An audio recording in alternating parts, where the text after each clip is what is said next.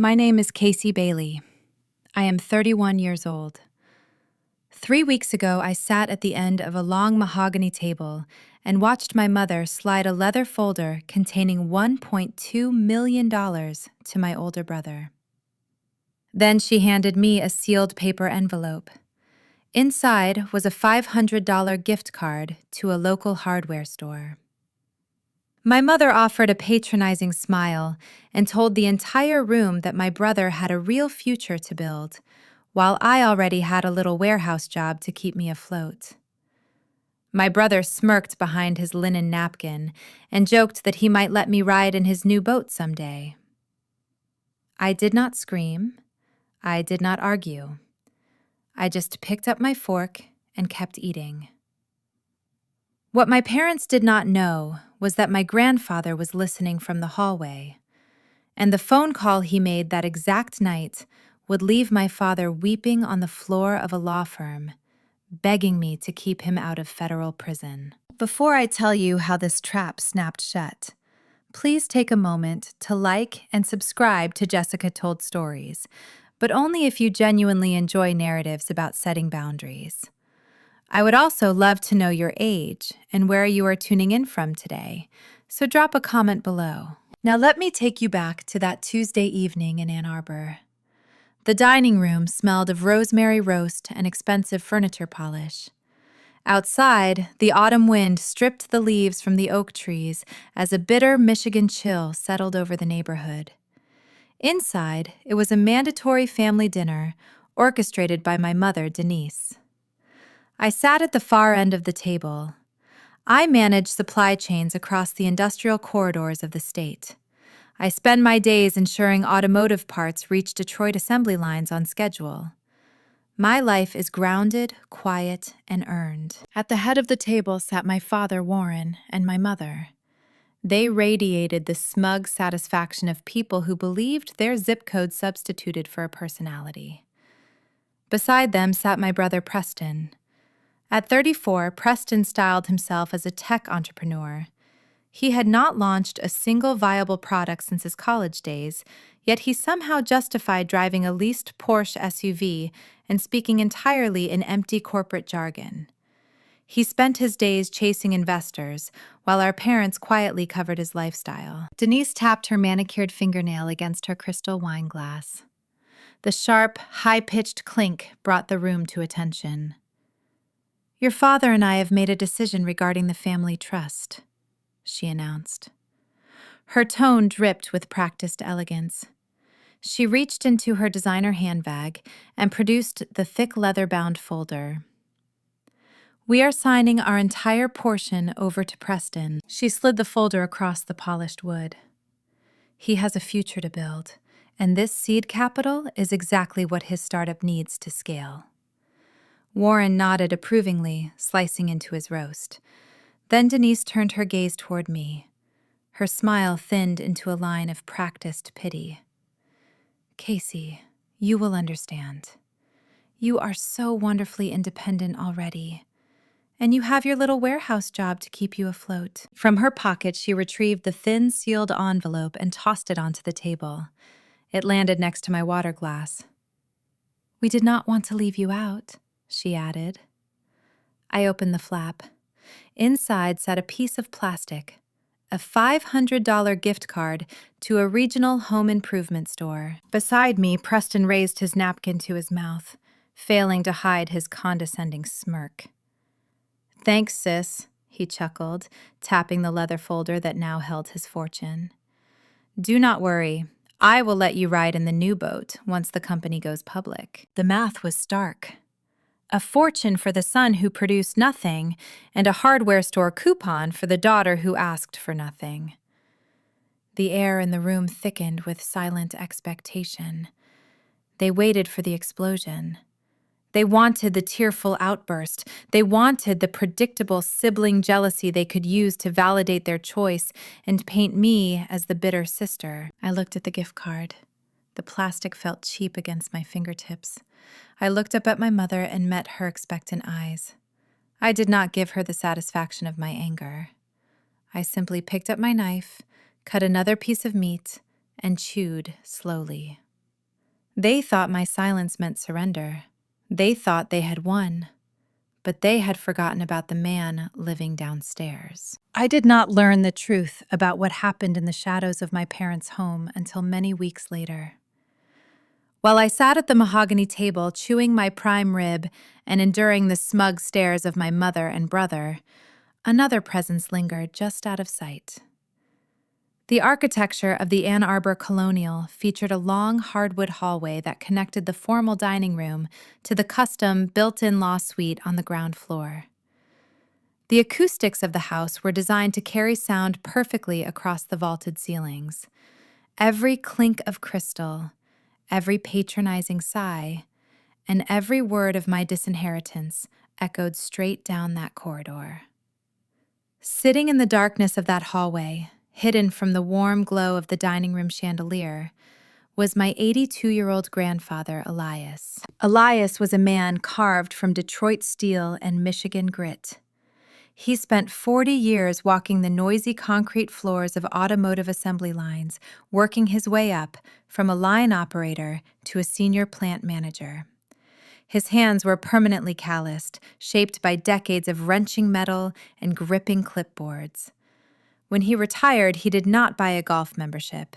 Instead, he took his modest savings and began purchasing forgotten industrial parcels and failing auto body shops across the state. Through sheer force of will and relentless labor, he built an empire in automotive real estate. He knew the exact value of a dollar because he had bled for every single one of them. He understood honest labor. My father, Warren, did not. Warren had grown up resenting his father's grease-stained boots and long working hours, but he thoroughly enjoyed the wealth those boots provided. Over the years, my parents had managed to drain a significant portion of Elias' resources to fund their country club lifestyle and various failed business ventures. After my grandfather suffered a bad fall the previous winter, his mobility declined, forcing him into a wheelchair. My parents moved him into the ground floor suite under the guise of familial duty. In reality, they treated him like a dusty antique to be ignored until they needed a cosigner for a new loan or an infusion of cash. They assumed he was asleep that Tuesday evening. They assumed his hearing was fading along with his legs. They were wrong. His body was failing, but his mind remained as sharp as a diamond drill bit. From the quiet shadows, Elias heard Denise deliver her elegant dismissal. He heard the rustle of the paper envelope sliding across the table. He heard my mother tell the room that a $500 gift card to a home improvement store was all I deserved, while my brother received over $1 million. Most importantly, he heard Preston let out that unearned, condescending chuckle. My grandfather sat motionless in his wheelchair, listening to the people he had supported his entire life mock the only granddaughter who had ever actually worked a day in her life. I often think back to a specific afternoon when I was 16 years old. It was the middle of a brutal, humid Michigan summer. Elias and I were in his detached garage, elbow deep in the guts of a vintage 1968 Mustang. The air hung heavy with the sharp scents of gasoline motor oil and old leather. My fingernails were caked in thick black grease, and sweat stung my eyes. I was holding a heavy metal flashlight perfectly steady while he wrestled with a stubborn, corroded alternator. My arms ached from the weight, but I refused to complain. I loved being out there with him, learning how things actually worked. Preston had wandered into the garage looking for money to go to the movies.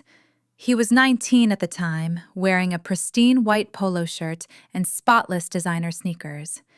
He stood near the doorway, refusing to step fully inside, lest he inhale too much dust.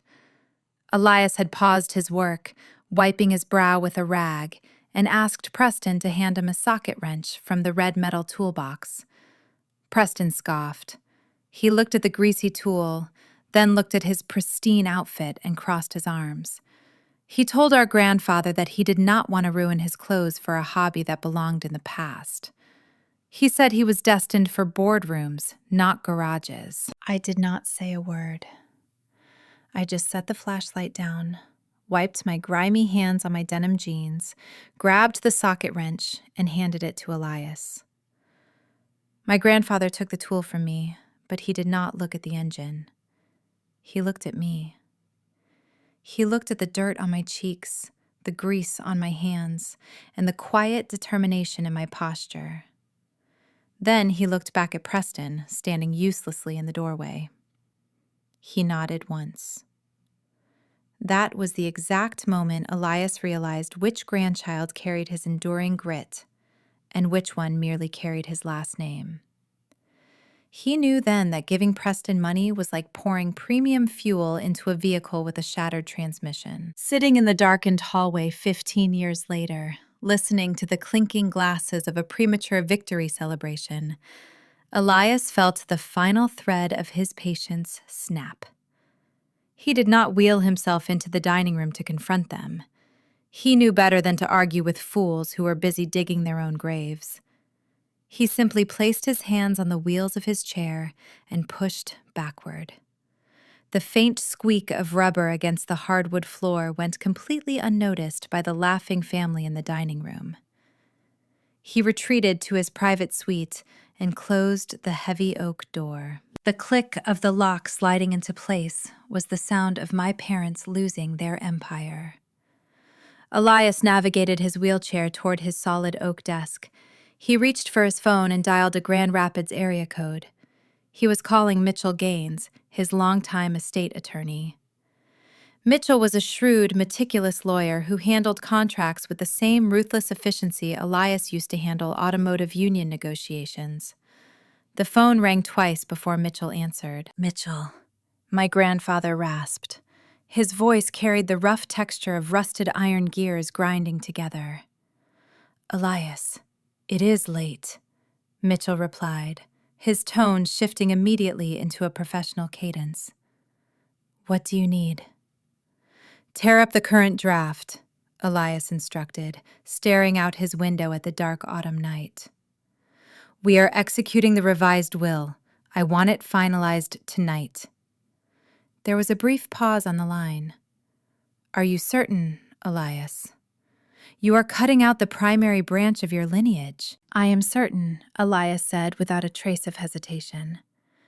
"And I need you to draw up the paperwork to revoke Warren's limited power of attorney immediately. Do not wait for the morning. File the revocation the second the courthouse opens tomorrow. Warren thinks he can play kingmaker with my money to fund a son who has never produced a single thing of value. We are cutting his supply lines before he can do any more damage." "Consider the power of attorney revoked," Mitchell confirmed. "What about the other matter?" Elias leaned forward, resting his elbows on his desk. "The background check I asked you to run on Preston last month. The audit on his supposed tech company. I want the final report on my desk."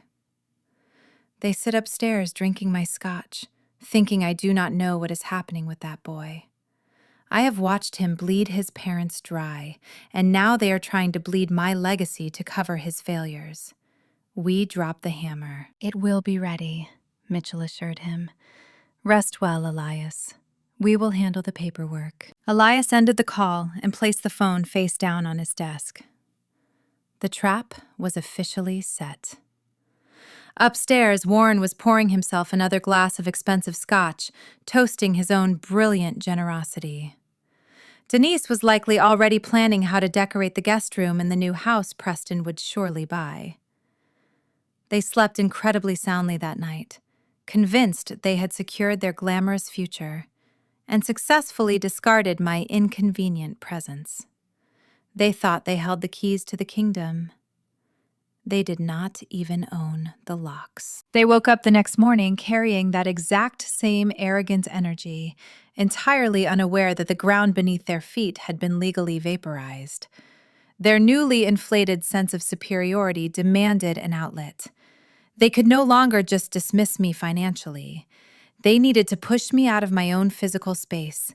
And the very next morning, as the Michigan sun struggled to break through the gray clouds, that disrespect would arrive in the form of a pair of ruined designer heels in the driveway. The morning sun pierced through the dense canopy of oak trees lining our Ann Arbor street, casting long, sharp shadows across the driveway.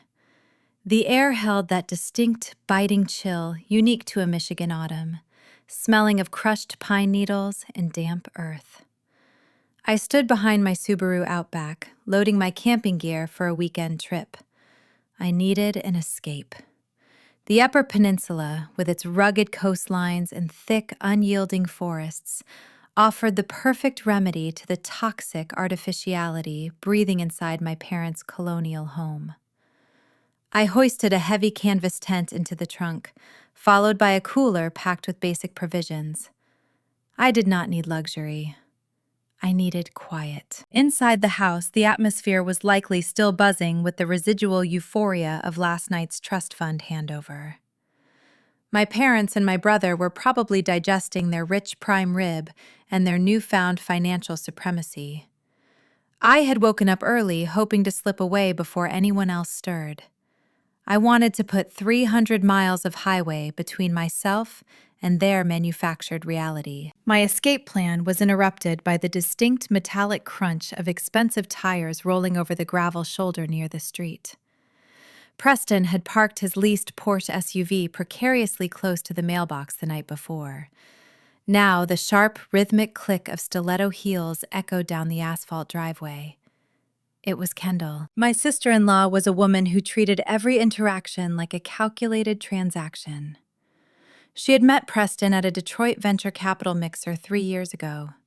She took one look at his tailored suit, his rehearsed pitch decks, and his leased luxury vehicle, and assumed she had hooked a genuine tech visionary.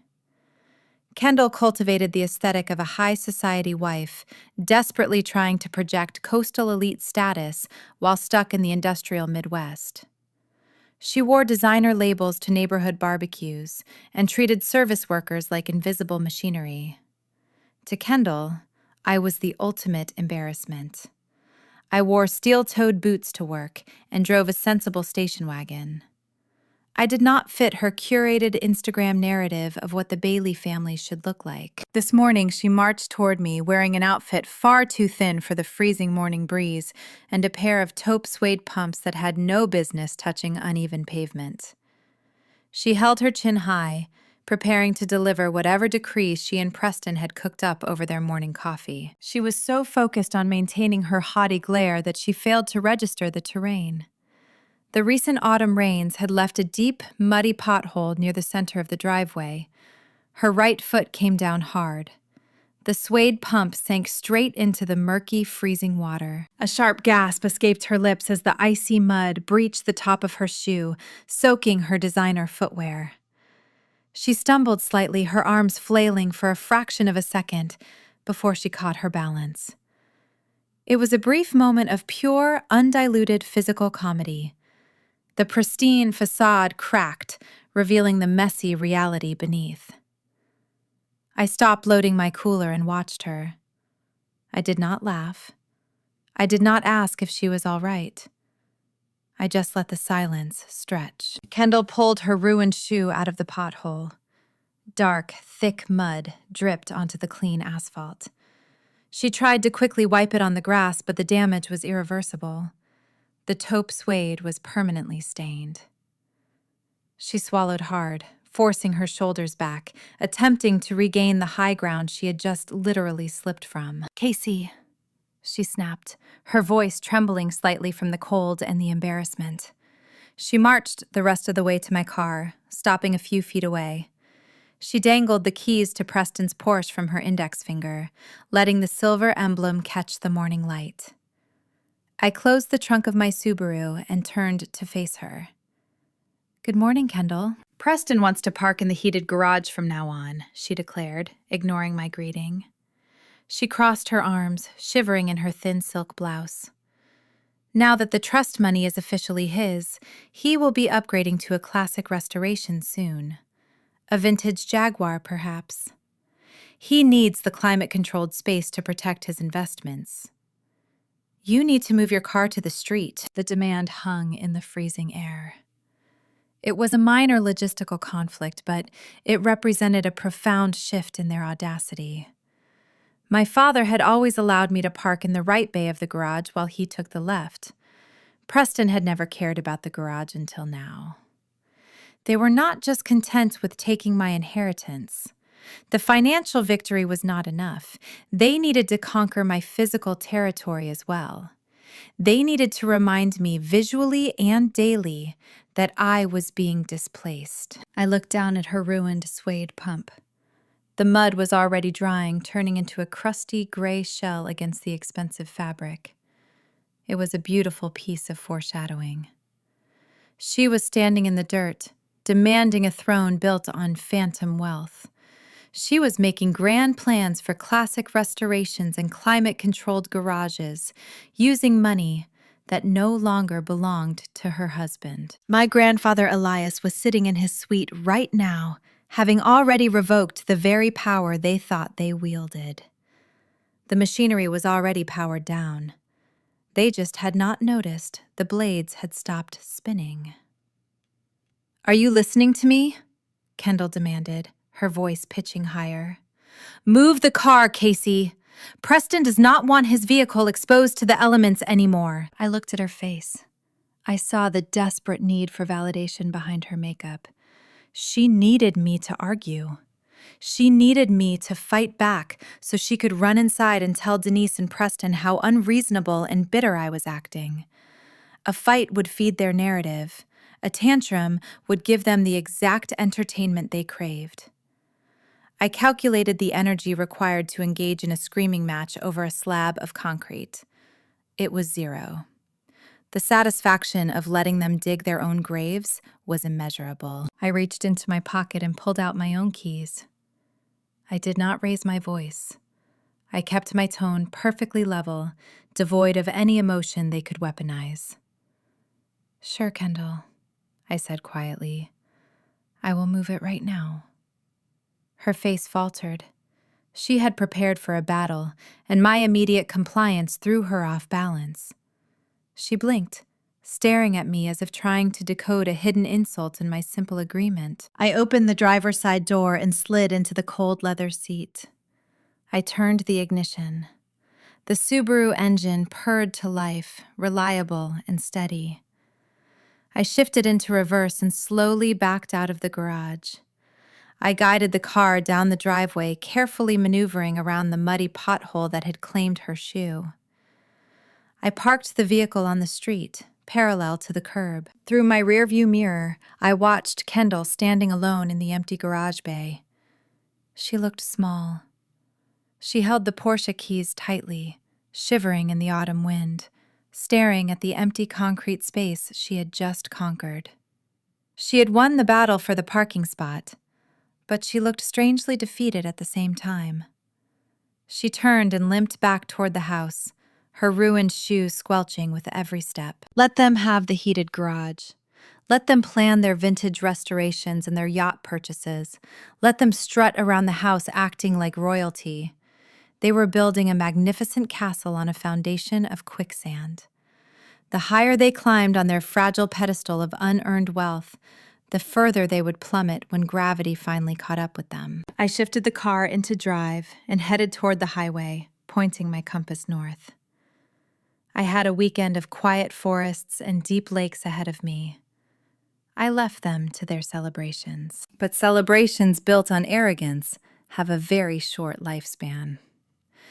While I was sitting by a campfire listening to the wind howl through the pine trees, my family was busy spending their imaginary fortune, and by the time I returned to Ann Arbor on Sunday evening, the universe would intervene in the most tragic, sudden way imaginable, accelerating the timeline of their ruin and testing the true depth of my father's greed. The silence I maintained in the driveway was about to be replaced by a deafening shockwave that would shatter our family permanently. I drove back to Ann Arbor late Sunday evening. The highway stretching through the dense northern forests had cleared my mind, but the moment my tires crunched onto the familiar asphalt of my parents' driveway, a strange, heavy stillness settled over my chest. The house was lit up like a beacon, but there was no movement inside. I unlocked the front door, carrying my canvas duffel bag, and immediately noticed the hushed, urgent whispers echoing from the living room. My mother stood near the fireplace, clutching her smartphone. My father paced the length of the Persian rug. Neither of them looked devastated. They looked busy. I dropped my bag onto the entryway floor. What happened? Warren stopped pacing. He adjusted his collar, which was a nervous habit he deployed whenever he had to deliver news that inconvenienced his schedule. Your grandfather passed away in his sleep last night, Casey. A stroke. The paramedics took him a few hours ago. The air vanished from the room. My knees locked to keep my body upright. Elias was the only tether keeping me anchored to this family. He was the only person who saw my worth without a price tag attached. A cold, hollow ache bloomed in my ribcage, stealing my breath. I expected to see tears. I expected to see my father mourning the man who raised him and built their foundation. Instead, Warren checked his wristwatch. We have a lot of arrangements to handle, Warren continued, his tone brisk and entirely devoid of sorrow. We are meeting with the estate planners on Tuesday. Denise is already contacting the realtors about the commercial properties downriver. Before the sun had even risen on the following day, the true depth of their pragmatism revealed itself. Elias had not even been transported to the funeral home before Denise started measuring the windows of his custom-built ground-floor suite. I walked into the kitchen for a glass of water and saw her standing in his doorway holding a fabric swatch catalog. She traced the wooden door frame with her manicured finger. This space gets wonderful afternoon light, she murmured to Preston, who was leaning against the granite counter, browsing his tablet. Once the estate clears probate, we can tear out those medical grab bars in the bathroom. It will make a fantastic home gym for you, Preston. Or perhaps a modern office space for your startup. Preston did not even look up from his illuminated screen.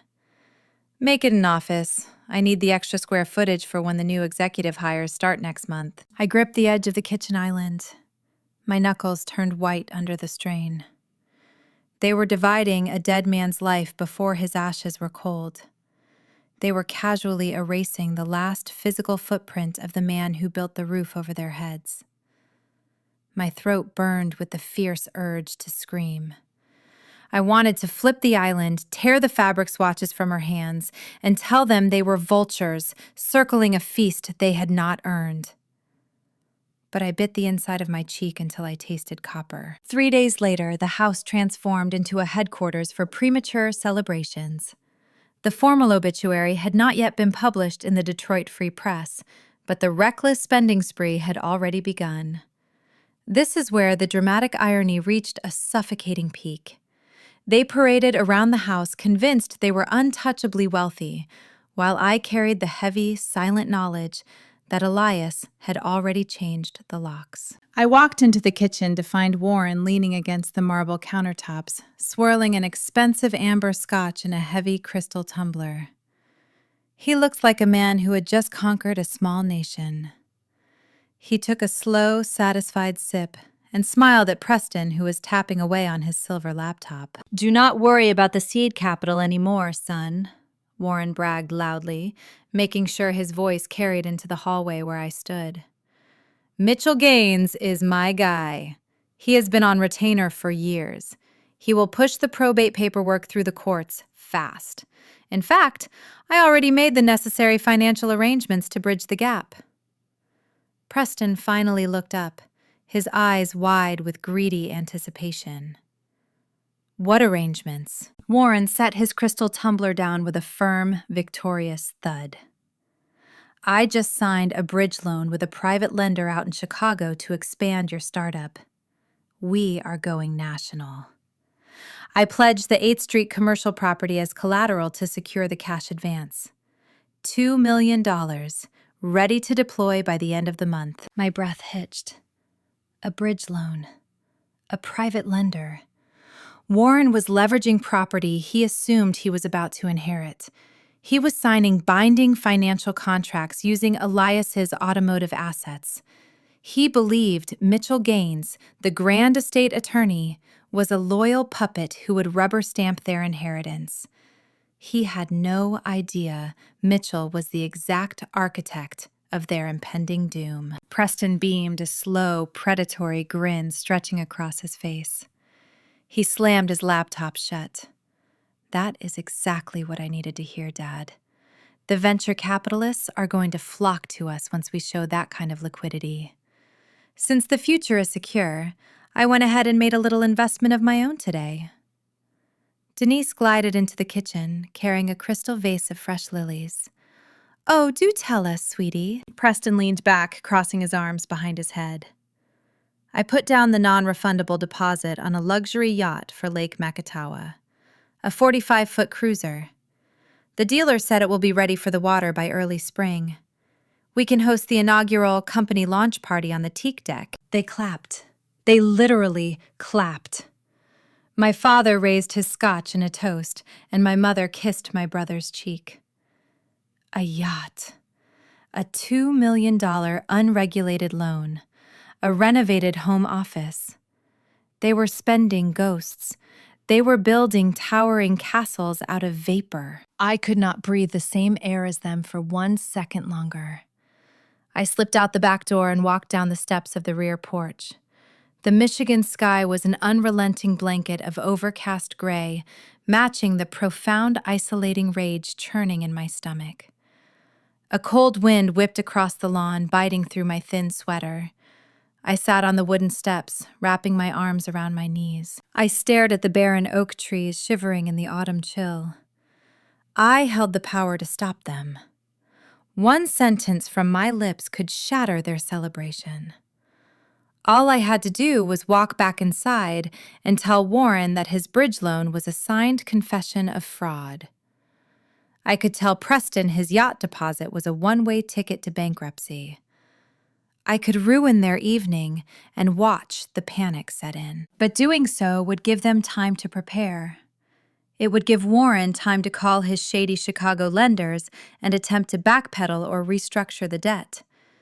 It would give Preston a chance to cancel the boat order and hide his remaining funds before the authorities looked too closely. I closed my eyes and pictured Elias. I saw him standing in that detached garage, wiping dark motor oil from his hands with a dirty shop rag. I heard his rough, rusted voice sharing the most important lesson he ever learned working the noisy, dangerous assembly lines in Detroit. Never put your hands in the machinery until the power is cut, he had told me, pointing a grease-stained finger at my chest. If you try to fix a moving gear, it will pull you in and crush your bones. You wait. You watch the machine operate, and you only strike when the main breaker is flipped. Elias was right. My family was a dangerous, spinning machine of greed and entitlement. If I spoke up now, I would only get pulled into their frantic, destructive orbit. I needed to let the gears turn. I needed to let them wrap themselves so tightly in these new financial obligations that escape would be impossible. The bridge loan was not just a mistake. It was a noose. The yacht deposit was the tightening of the knot. I opened my eyes. The rage in my stomach settled, turning into a cold, calculated patience. I stood up, brushed the dry leaves off my jeans, and walked back into the house.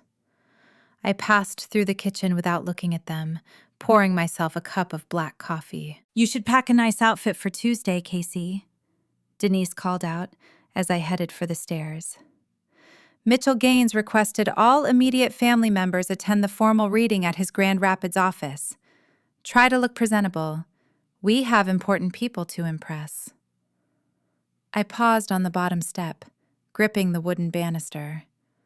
I did not turn around.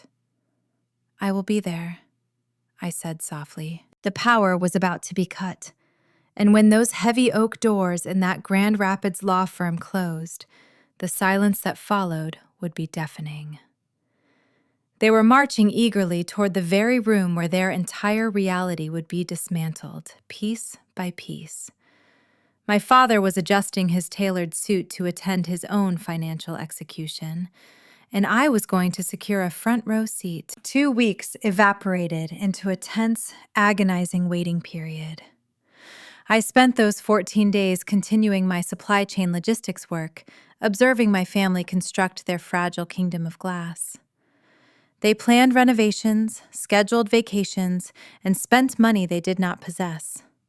I watched them build their towering house of cards, waiting patiently for the wind to blow. On a brisk Tuesday morning, we drove west across the state to Grand Rapids. The sky hung low, an expanse of bruised purple clouds threatening cold rain. We arrived at the prestigious downtown offices of Mitchell Gaines. His law firm occupied the top floor of a historic stone building. The architecture spoke of old money and unyielding authority. Inside, the aesthetics featured dark, polished walnut panels, heavy wool carpets, and an oppressive silence that absorbed every footstep. A paralegal escorted us into the main conference room.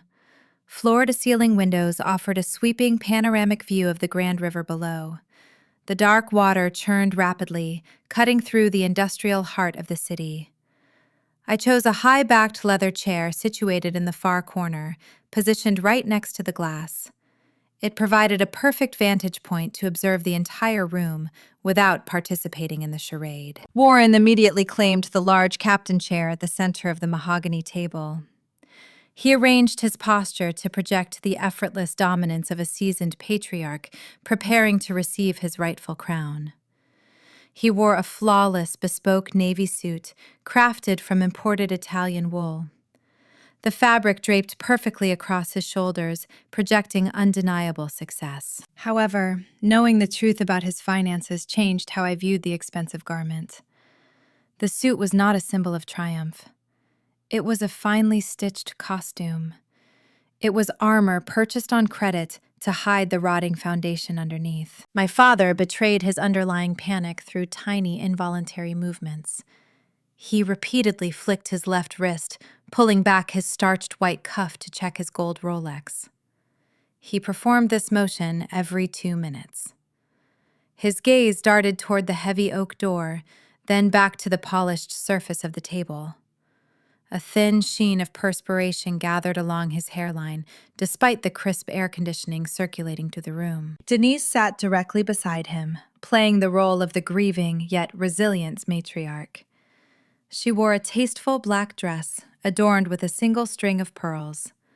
She placed her hand over Preston's forearm, offering him gentle, reassuring pats. Preston slouched in his chair, attempting to mimic the bored, detached energy of a busy executive whose valuable time was being wasted by legal formalities.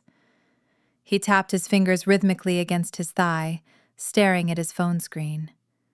He looked annoyed that this required gathering was delaying his inevitable coronation. The silence in the room grew heavier, stretching the tension until the atmosphere felt thick enough to suffocate a person. I watched the three of them sitting together, a unified front of entitlement. They believed the upcoming reading was a mere procedural stepping stone. They thought the signature on the dotted line was a guaranteed formality. Warren leaned closer to Preston. He lowered his voice, assuming the vastness of the room would swallow his private words. He did not realize the acoustics of the paneled walls bounced sound directly toward my corner window. "Listen to me," Warren whispered, his tone tight and strained. "The second Mitchell finalizes the asset transfer, I am wiring that payment directly to the Chicago creditors." Preston stopped tapping his thigh. He looked up, his brow furrowed in sudden confusion. "What payment, Dad? I thought the bridge loan was locked in for 6 months." Warren swallowed hard. His Adam apple bobbed nervously above his silk tie. "The terms changed. Private lenders do not operate like traditional banks. They invoked an early repayment clause. They want the principal returned along with 30% interest by Friday. We will be clean by the weekend. Your startup will receive a fresh injection of capital right after the lien is lifted. We just need this probate document signed today." My pulse quickened. A new layer of profound danger had just been unearthed. Warren was not merely an arrogant man waiting for an inheritance.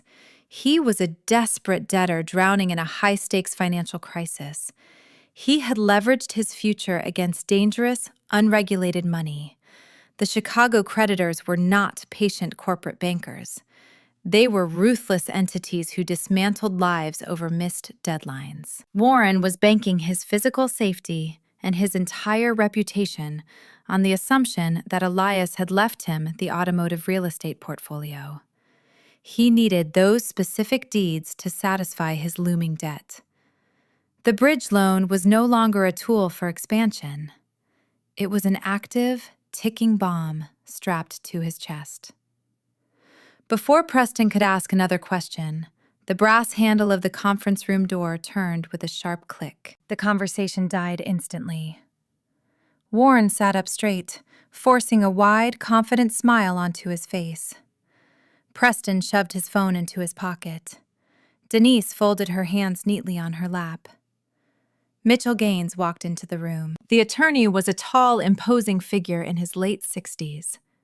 He possessed the stern, unyielding demeanor of a judge about to deliver a harsh sentence. His silver hair was combed back with immaculate precision. He wore a charcoal gray suit that lacked any flashy accessories. Mitchell did not care about projecting wealth. He only cared about executing the law. He carried a thick, heavy leather binder tucked under his right arm. That binder contained the final wishes of Elias Bailey. It held the power to alter destinies. Warren stood up, extending his hand across the mahogany table. "Mitchell, it is good to see you. Thank you for expediting this process. I know my father trusted you implicitly." Mitchell did not reach out to accept the handshake. He stopped at the head of the table, staring blankly at Warren's extended palm. The rejection was deliberate and chilling. The temperature in the room seemed to plummet 10 degrees in a single second. Warren slowly lowered his hand, his confident smile faltering. He sank back into his captain chair, a flicker of genuine confusion crossing his features. Mitchell placed the thick leather binder onto the table. The heavy thud echoed off the wooden walls. He did not offer any polite condolences. He did not ask how the family was coping with their recent loss. He bypassed every standard social pleasantry required of an estate attorney dealing with a grieving household. He pulled out the high-backed chair and sat down. He reached into his breast pocket, retrieved a pair of wire-rimmed reading glasses, and slid them onto his face. He adjusted the frames with slow, methodical precision. Mitchell folded his hands over the closed binder. He lifted his gaze and looked directly into Warren's eyes.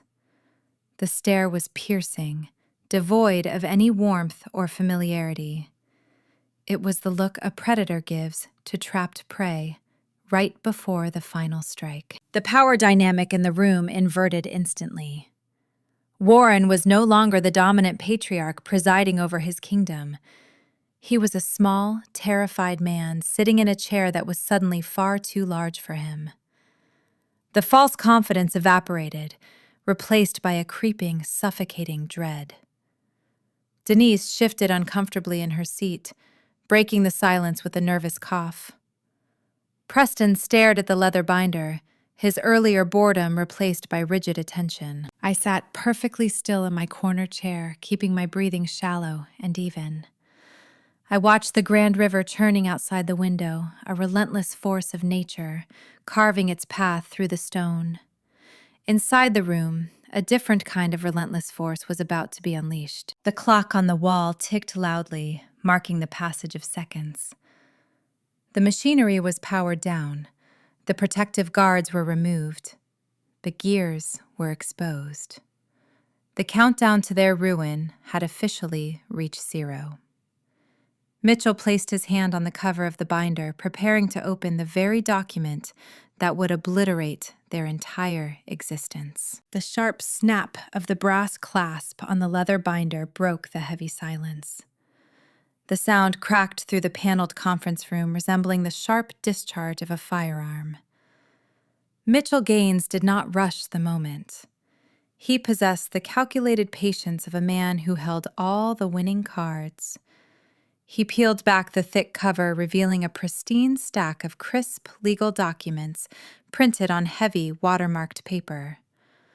The rustle of the parchment seemed unnaturally loud against the backdrop of our collective anticipation. Warren leaned forward, resting his elbows on the polished mahogany table.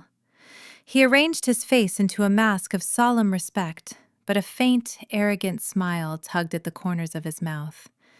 He was a man who had spent his entire adult life playing the role of a self-made titan at the local country club, while secretly relying on his father's checkbook to pave over his continuous failures. He wore his bespoke Italian wool suit like armor, projecting a flawless image of generational success. "This is the final will and testament of Elias Bailey Mitchell," began. His voice carried a flat, authoritative resonance that demanded unwavering submission from everyone in the room. Executed exactly 17 days ago. 17 days. I watched the gears grind behind my father's eyes as he performed the mental arithmetic. 17 days ago was a Tuesday. It was the exact same Tuesday evening we sat in the dining room, and he happily handed Preston a leather folder containing $1.2 million. It was the exact night Denise slid a $500 hardware store gift card across the table and told me I already had a little warehouse job to keep me afloat. Warren blinked. His arrogant smile wavered, replaced by a sudden flicker of genuine apprehension. Why did Elias update his estate plan so recently? The timeline did not align with the comfortable narrative my parents had constructed in their heads. They believed the will had been sealed for years, cementing their status as the primary beneficiaries. Mitchell ignored the shifting dynamics at the table. He turned a page, the heavy paper scraping against the wood. He bypassed the standard legal preamble, the customary lists of minor physical possessions, and cut straight to the core financial directives. "To my son, Warren Bailey," Mitchell read, his eyes remaining fixed on the document. Warren sat up straighter, adjusting his silk tie. He prepared himself to officially receive the vast automotive real estate portfolio he had already illegally leveraged against the Chicago lenders. Denise reached over and gently rested her manicured hand on his thigh, offering a gesture of unified triumph.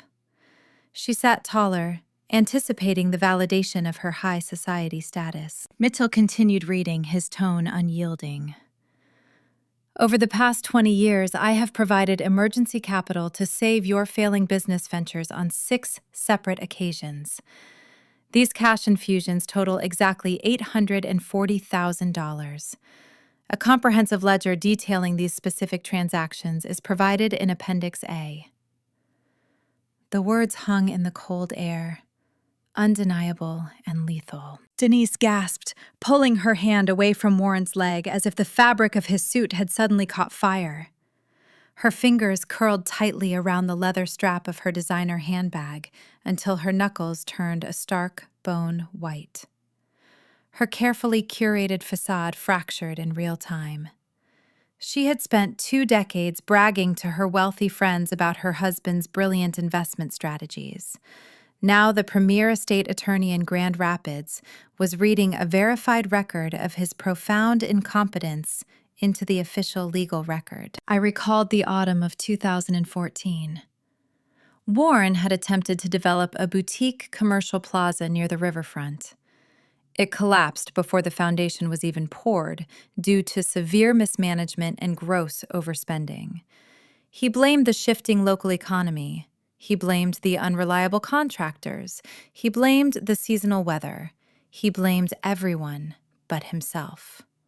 Elias had quietly written a check to prevent the bank from seizing my parents' colonial home. Warren never spoke of it again, burying his deep shame beneath a mountain of purchased prestige and country club memberships. Now that buried shame was being exhumed under the harsh fluorescent lights of the conference room for all of us to witness.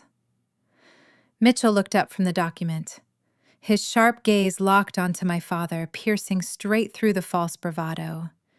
He read the next sentence with a deliberate, measured cadence, ensuring every single syllable hit its intended target with maximum impact. Because you have proven incapable of managing wealth, and because you recently chose to disinherit your own daughter, I leave you exactly what you have earned. Mitchell paused, allowing the weight of the accusation to settle over the table. He knew about the dinner. Elias had told him everything. My grandfather had witnessed their cruelty and codified his retaliation into binding law. $0 Mitchell finished. The silence that followed was a suffocating vacuum that pulled all the oxygen from the room. The contrast was staggering. They had handed me a $500 gift card while sitting on $840,000 of secret parental bailouts. The aforementioned bailouts constitute your full and final inheritance, Mitchell stated, closing the page flat against the table. Warren stopped breathing. His face drained of all color, turning a sickly ashen gray. He looked like a man who had just stepped off a ledge and suddenly realized gravity was an unforgiving force. The phantom fortune he had spent the last 3 days boasting about evaporated into thin air. He had no real estate portfolio to inherit. He had no hidden accounts to access. He had $0 and 0 cents to pay back the dangerous, unregulated private lenders breathing down his neck. Denise sat frozen, her mouth slightly ajar. The reality of their grim situation was crashing into her curated world. She was staring at a future devoid of catered luncheons, luxury renovations, and elite social standing. The financial safety net she relied upon had just been incinerated. "That is a mistake," Warren stammered. His voice cracked, losing all its practiced patriarchal authority. He gripped the edge of the mahogany table, his hands trembling visibly. He looked wildly around the room, searching for a lifeline that did not exist. "Mitchell, you are my guy. We play golf together. We sit on the same charity boards. You know my father intended for me to take over the commercial holdings. This document has to be an old draft. It has to be a clerical error." Mitchell did not flinch. He did not offer a sympathetic smile or a reassuring nod. He remained a monolith of legal duty. He viewed Warren not as a peer, but as a liability to be managed. "I am your father's fiduciary," Mitchell replied coldly. His tone held the unforgiving chill of a Michigan winter. "My obligation is to execute his final wishes precisely as he dictated them. There is no error here." Mitchell slid a single stapled packet across the polished mahogany surface. The paper glided smoothly, stopping exactly 1 inch from Warren's trembling fingertips. "This is a copy of Appendix A," Mitchell stated. "It is a fully notarized fact containing bank transfer records, exact dates, and your personal signatures for every single bailout you received. Your inheritance was distributed to you over the course of 2 decades, Warren. You simply squandered it before the formal reading." Warren stared at the packet as if it were a venomous snake preparing to strike. He could not bring himself to touch the pages. He knew exactly what those records contained. He knew they held the irrefutable proof of his lifelong failure. The Chicago creditors were expecting a multi-million-dollar payment by Friday. Warren had promised them swift liquid capital, backed by a sprawling real estate empire. He had pledged property he did not own. Instead of securing a fortune, he was leaving this law firm with nothing but a stapled ledger detailing his financial ineptitude. His bespoke Italian wool suit suddenly looked like a straitjacket tightening around his chest. I remained perfectly still in my corner chair near the window. I did not smile. I did not gloat. I simply watched the machinery function exactly as Elias had designed it. My grandfather had waited until Warren had firmly secured his own trap before cutting the power. The bridge loan was now an inescapable, unpayable debt. But the destruction was not yet finished. While Warren sat paralyzed by his own ruin, my brother Preston shifted in his seat. Preston possessed a dangerous combination of profound arrogance and startling ignorance. He lacked the capacity to read the shifting power dynamics in the room. He saw his father's collapse not as a dire warning, but as a golden opportunity. If the primary heir was eliminated, Preston assumed the wealth simply bypassed the middleman and trickled down to the next in line. He believed his position as the favored golden child insulated him from any real consequence. Preston straightened his posture, adjusting the crisp cuffs of his expensive tailored shirt. He cleared his throat loudly, shattering the fragile silence that had blanketed the room. He cast a dismissive glance at his hyperventilating father before turning his attention entirely to the estate attorney. The golden boy was about to step directly into the spinning gears. He was preparing to demand his crown, entirely unaware that Elias had hired an independent auditing firm to investigate the very foundation of his fake tech empire. And Mitchell Gaines was holding the explosive results of that audit right in his hands, ready to deliver the next devastating blow. Preston possessed a dangerous combination of unearned confidence and staggering ignorance. He lacked the capacity to read the shifting power dynamics inside that Grand Rapids conference room. While our father sat paralyzed by his own financial execution, Preston saw the sudden vacuum of authority not as a dire warning, but as a golden opportunity. If the primary heir was eliminated, my brother assumed the wealth simply bypassed the middleman and trickled directly down to the next in line. He believed his position as the favored golden child insulated him from any real consequence. He straightened his posture, adjusting the crisp cuffs of his expensive tailored shirt. He cleared his throat loudly, shattering the fragile silence that had blanketed the room. He cast a dismissive glance at his hyperventilating father before turning his attention entirely to the estate attorney. "Fine," Preston announced. His voice held a faint tremor of panic, but he masked it quickly, clinging to his lifelong entitlement. "If Dad is out, then the estate skips to me. I am the primary heir for the next generation anyway. Grandpa knew my tech company was about to go public. He knew I needed the liquid capital to handle the initial public offering. This just streamlines the capital transfer." I sat in my leather chair by the window and watched him dig his own grave. Preston had spent his entire adult life pitching phantom concepts to gullible audiences. He relied on buzzwords and rehearsed charisma to extract cash from people who did not understand software development. He thought Mitchell Gaines was just another aging investor he could dazzle with startup jargon. He failed to realize that Mitchell was a legal surgeon operating on the strict instructions of a man who despised lives. Mitchell did not sigh. He did not blink. He simply turned a single, heavy page in the leather binder. "To my grandson Preston," Mitchell read.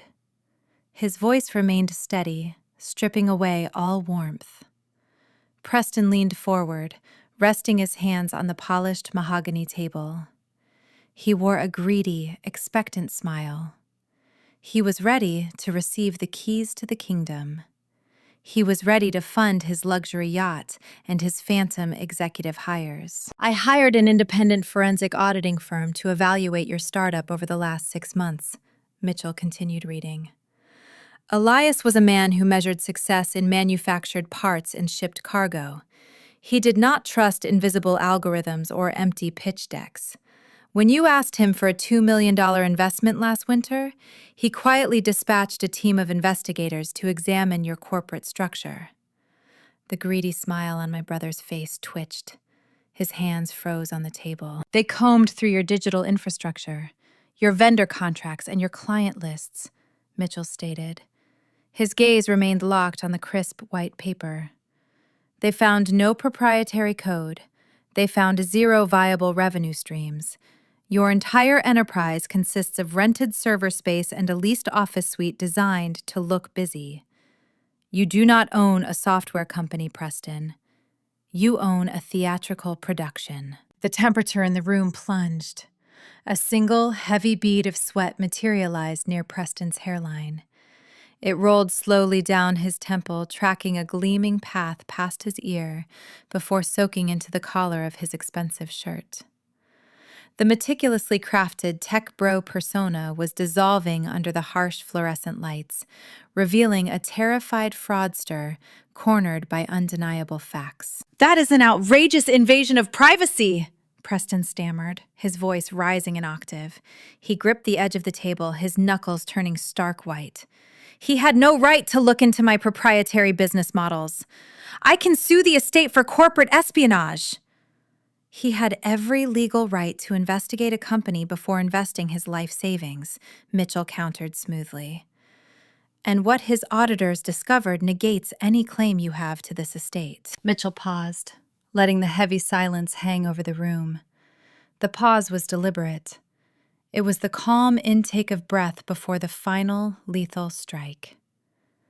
"What the investigators did find," Mitchell read, his voice dropping into a low, dangerous register, "was a systematic series of commingled funds and falsified investor reports. You created phantom revenue charts to secure secondary rounds of funding. You forged user acquisition metrics to drain capital from early backers." Denise pressed her hand against her mouth. Her eyes darted back and forth between her son and the attorney. Her perfect family was disintegrating into a criminal enterprise right before her eyes. But the ultimate betrayal was yet to come. The plot twist that Elias had uncovered was so profound it fractured the very foundation of the Bailey family. Mitchell looked up from the binder. He did not look at Preston. He looked directly at Warren, who was still slumped in his captain chair, struggling to process his own disinheritance. "The primary victim of this ongoing fraud," Mitchell stated clearly, "was your own father, Warren." Warren whipped his head around his neck, snapping with startling speed. He stared at his golden boy. The air vanished from the room. The puzzle pieces violently locked into place. "You lied to me," Warren gasped. The words tore from his throat, raw and disbelieving. Preston shrank back into his chair, holding up his hands in a pathetic defensive gesture. "Dad, listen to me. Startups require a long runway. I just needed to show robust growth to attract institutional investors. It was a temporary accounting strategy." "A temporary accounting strategy," Warren repeated, his voice shaking with a terrifying mixture of rage and profound panic. "I took out a private high-interest loan to fund you. I pledged commercial real estate I did not even own yet to secure cash for your expansion. You told me the Chicago developers were locked in.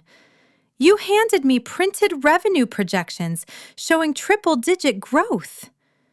"They were projections," Preston pleaded. "Business is about projecting the future." "You fabricated the numbers," Mitchell corrected sharply. "You knowingly handed fraudulent financial documents to your father, inducing him to take out an unregulated bridge loan. You funneled that illicit cash into your personal accounts to fund your leased Porsche, your country club dues, and your impending yacht purchase. You cannibalized your own father to maintain the illusion of success." The dynamic between the two men was sickening to witness. Warren had spent his life bailing out his own failures using Elias money. Now Preston had utilized that exact same manipulative entitlement to bankrupt Warren. The father and son had destroyed each other in a frantic race to claim wealth they had not earned. Warren clutched his chest, his breath coming in short, ragged gasps. He had just signed a lethal contract with ruthless Chicago lenders based entirely on the fictitious spreadsheets his favorite child had printed in a home office. He was not just broke. He was on the hook for millions to dangerous people, and the son he sacrificed me for was the architect of his demise. Preston turned his desperate gaze back to the attorney. "Mitchell, you have to keep this confidential. We can handle this internally. It is a family matter. We will liquidate whatever Dad has left and cover the discrepancies. You are bound by attorney-client privilege. I am bound by my duty to Elias Bailey," Mitchell replied, closing the ledger with a soft, definitive thud. "And Elias left you a single piece of parting advice, Preston." Mitchell removed his wire-rimmed reading glasses and folded them neatly on top of the leather binder. He looked at my brother with a gaze stripped of all pity. "Hire a very good criminal defense attorney," Mitchell instructed calmly, "because Elias did not want his legacy associated with a felony indictment. A complete copy of the forensic audit, along with all your falsified prospectuses and bank routing numbers, has already been forwarded to the Michigan State Fraud Division." Denise let out a strangled, horrified gasp. Her hands flew to her face, attempting to muffle the sound of her own despair. "State Fraud Division," Preston whispered. The blood drained from his face, leaving him looking like a fragile, terrified ghost. "They received the files yesterday morning," Mitchell confirmed. "Federal investigators tend to move swiftly when wire fraud crosses state lines into Chicago. You should expect them to freeze your personal and corporate accounts before the end of the business day." The Golden Boy was not a genius. He was a monumental liability. He had flown too close to the sun using wings purchased with stolen money, and Elias had coldly pulled the pin on his entire operation. I sat by the window, watching the rain begin to streak across the glass. The storm had finally broken. The impenetrable fortress my parents had built around their favorite child was reduced to ash and potential prison sentences. But the fallout was far from over. As the reality of state investigations and frozen assets settled over the mahogany table, the alliances within the room began to fracture. Survival instincts kicked in, and the very first person to abandon the sinking ship was the woman sitting directly to Preston's right. Kendall had married a tech visionary. She was now sitting next to a penniless federal suspect, and her reaction would introduce a brilliant display of foreshadowing payoff that would leave Preston completely alone in his own wreckage. The fallout from Mitchell Gaines delivering his surgical strike was instantaneous. Up until this precise second, Kendall had been sitting quietly beside her husband, maintaining her smug expression.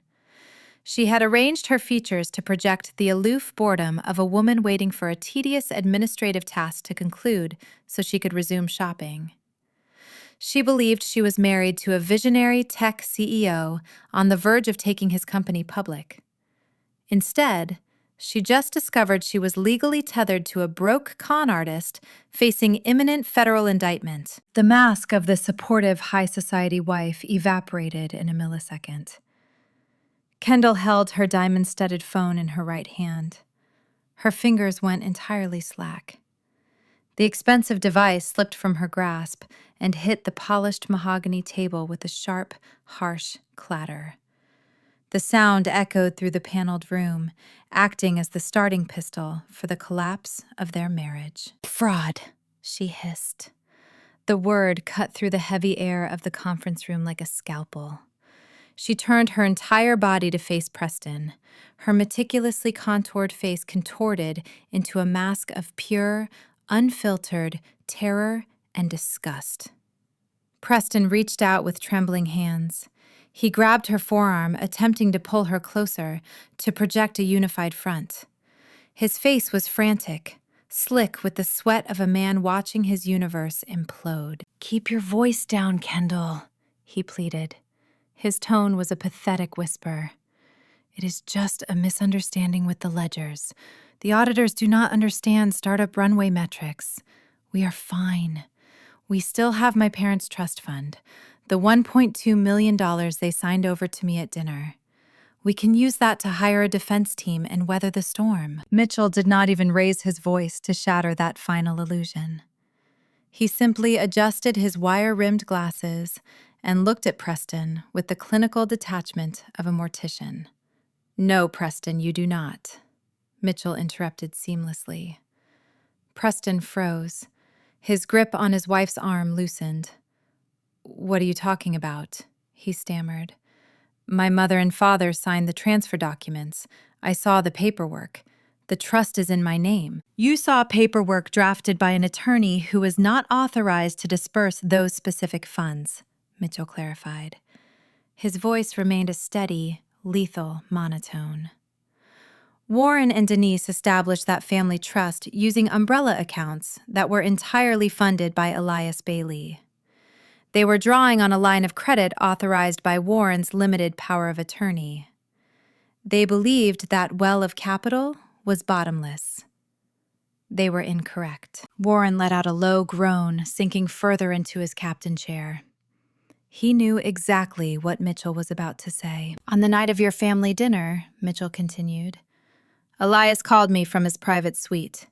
He instructed me to file the immediate revocation of that power of attorney.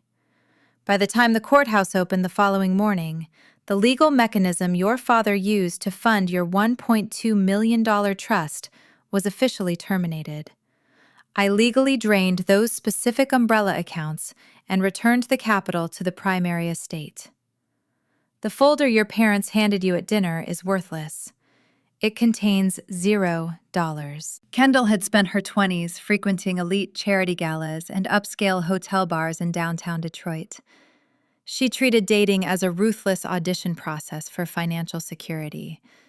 She bypassed men with genuine potential in favor of men who projected immediate liquid wealth. When she met Preston, she saw the leased Porsche, the tailored suits, and the confident elevator pitches. She never bothered to look under the hood. She never asked to see the actual financial statements. She wanted the illusion, and Preston provided a masterpiece of deception. Now the illusion was shattered, leaving her standing in the wreckage of a criminal conspiracy. She looked at the man she married. The sophisticated tech founder was gone.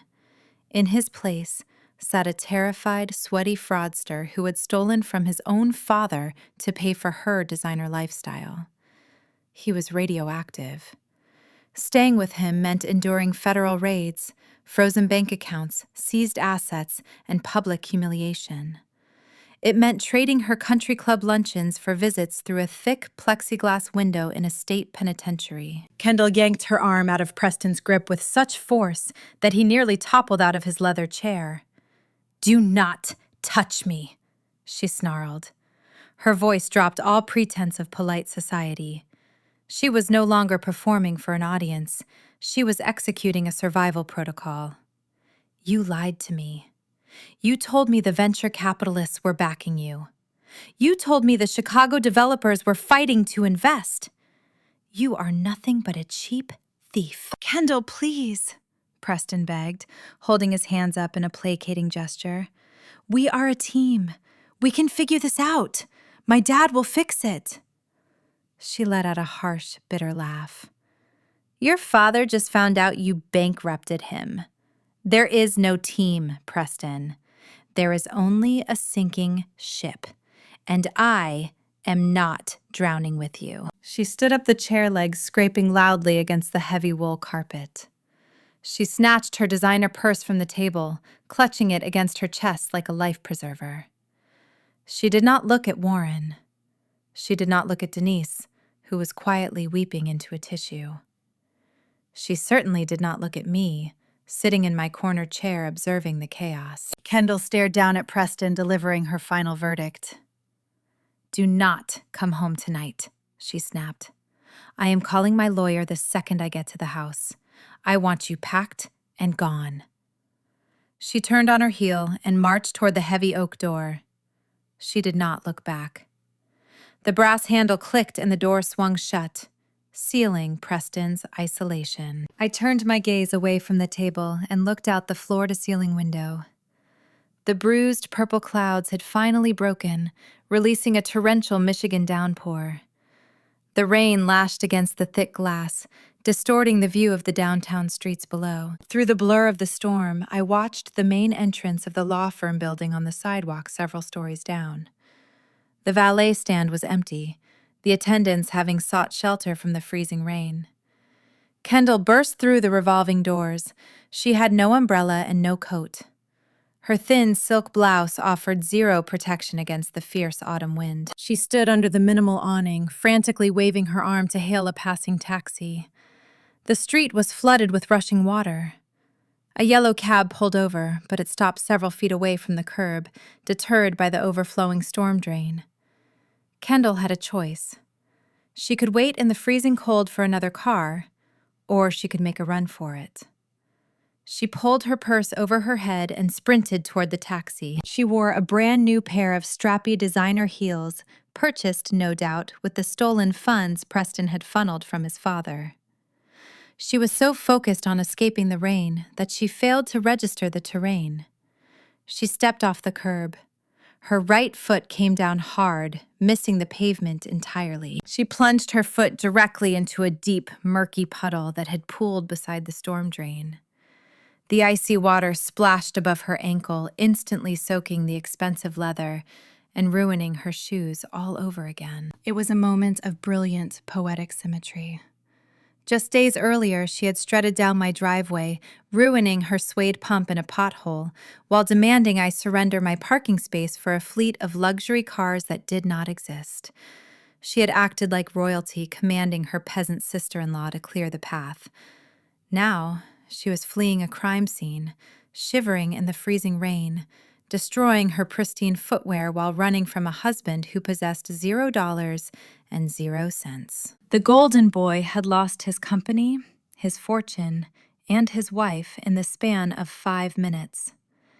The isolation Preston felt must have been suffocating. But Mitchell Gaines was not finished reading. The leather binder remained open on the table, and the true heir to the Bailey empire had not yet been named. The heavy oak door clicked shut, sealing the room in a thick, suffocating quiet. The storm outside continued to batter the glass, but inside the conference room, the air felt entirely stagnant. Warren sat slumped in his captain chair, stripped of his patriarchal authority. His gaze was fixed on a blank patch of the mahogany wall. He was a man watching the mental playback of his own demise, realizing the son he worshipped had engineered his destruction. Preston remained frozen at the table, staring at the empty space where his wife had been sitting seconds prior. He possessed no tech empire, no trust fund, and no allies. Denise pressed a crumpled white tissue to her mouth, drawing in short, ragged breaths that sounded like dry leaves scraping across concrete. She was hyperventilating, mourning the sudden evaporation of her elite social standing. Mitchell Gaines allowed the silence to linger for exactly 10 seconds. He did not offer a glass of water. He did not ask if anyone required a recess. He operated with the cold precision of a metronome. He returned his attention to the open leather binder resting in front of him. He smoothed the heavy parchment paper, preparing to read the final clause of my grandfather's will. Finally, Mitchell read, his voice softening just a fraction, losing its harsh, punitive edge. To my granddaughter Casey, the sound of my name, spoken aloud in that formal setting, felt surreal. My parents had spent the last decade treating my name as a footnote, a disappointment they had to endure while they celebrated my brother's phantom achievements. Now, the premier estate attorney in Grand Rapids was demanding their attention on my behalf. "You never asked for a dime," Elias dictated through the attorney. "You built your life with your own 2 hands. You understand the value of honest labor." Mitchell paused, allowing those words to resonate. Elias had watched me navigate the supply chain sector, managing freight routes and warehouse logistics. He saw me put on steel-toed boots while my brother ordered tailored suits on credit. Elias knew that wealth handed to an ungrateful heir was a poison, but wealth entrusted to a diligent worker was a foundation. He recognized the long hours I spent coordinating shipping schedules and solving complex logistical puzzles. He valued the quiet, unglamorous work that kept the industrial heart of Michigan beating. Mitchell reached into his slim leather briefcase. He retrieved a heavy, antique brass key. It was an old-fashioned piece of hardware, unpolished, and bearing the distinct patina of frequent use. He placed it onto the polished wood. With a gentle push of his index finger, Mitchell slid the key across the expansive table. The metal emitted a low, resonant scrape as it traveled over the mahogany, stopping exactly in front of my folded hands. "I leave you the Traverse City lakefront property," Mitchell continued reading. My mind flashed to that sprawling estate nestled within the dense northern pines. It was a sanctuary of stone and cedar, sitting on the rugged shores of Lake Michigan. Elias had purchased the land decades ago, treating it as his personal retreat from the noisy factories of Detroit. It represented peace. It represented endurance. "I leave you the complete portfolio of automotive sector investments," Mitchell stated. "This includes the manufacturing warehouses, the distribution centers, and the commercial lots scattered across the industrial corridors of the state. I also grant you full control of my remaining liquid assets and private accounts." Mitchell adjusted his wire-rimmed glasses and looked directly at me. "The total approximate value of this combined transfer is $8.5 million. My breath hitched, trapping itself inside my lungs. $8.5 million. I stared at the brass key resting near my fingertips. The worn metal seemed to hum with the residual energy of my grandfather's lifelong labor. Just 3 weeks ago, I sat at a dinner table and received a $500 gift card, a token meant to mock my modest lifestyle and highlight my perceived inferiority. Now I was looking at the sum total of an empire forged in sweat and steel. This was not a random jackpot. This was not a lottery ticket meant to fund luxury yachts or meaningless startup ventures. This was profound, undeniable validation. It was Elias reaching out from beyond the grave, forging a shield of impenetrable armor to protect me from the very people sitting in this room. He saw how they tried to erase me. He witnessed them push me to the margins of our family. And his response was to hand me the deed to the entire kingdom. I did not cheer. I did not pump my fist or offer a smug smirk toward my brother. Gloating is the refuge of the insecure. I simply unclasped my hands, reached forward, and placed my right palm firmly over the brass key. The metal was cold against my skin, but it grounded me. I viewed this inheritance as a solemn responsibility. It was a mandate to preserve the grit and integrity Elias had championed his entire life. The assets were legally, undeniably mine. The dynamic within the conference room underwent a seismic shift. The center of gravity relocated from Warren's captain chair directly to my corner by the window. The immense power Elias wielded had bypassed the greedy hands of his son and grandson, settling squarely onto my shoulders. I lifted my gaze and surveyed the table. Warren slowly turned his head, his eyes bloodshot and vacant, trying to process the staggering sum Mitchell had just announced. $8.5 million. That was the exact amount required to save him from the dangerous Chicago lenders. It was the exact amount required to keep him out of a federal penitentiary. The cruel irony was suffocating him. He had signed away his relationship with me to favor a son who bankrupted him, and now his survival depended entirely on the daughter he had cast aside. Denise lowered the crumpled tissue from her mouth. The hyperventilating ceased, replaced by a terrifying, calculated clarity. She stared at the brass key resting under my palm. I could almost see the gears grinding inside her head as she rapidly recalculated her survival strategy. Her husband was drowning in fraudulent debt. Her favored son was facing state investigations and an impending divorce. Her country club memberships, her catered luncheons, and her designer wardrobe were evaporating into thin air. She needed a lifeline. She needed a savior. And the only person holding a life preserver was the woman she had spent 31 years treating like an inconvenience. Denise was a master of emotional manipulation. She had spent decades twisting reality to suit her narrative. She possessed the uncanny ability to erase her own cruelty when it served her interests.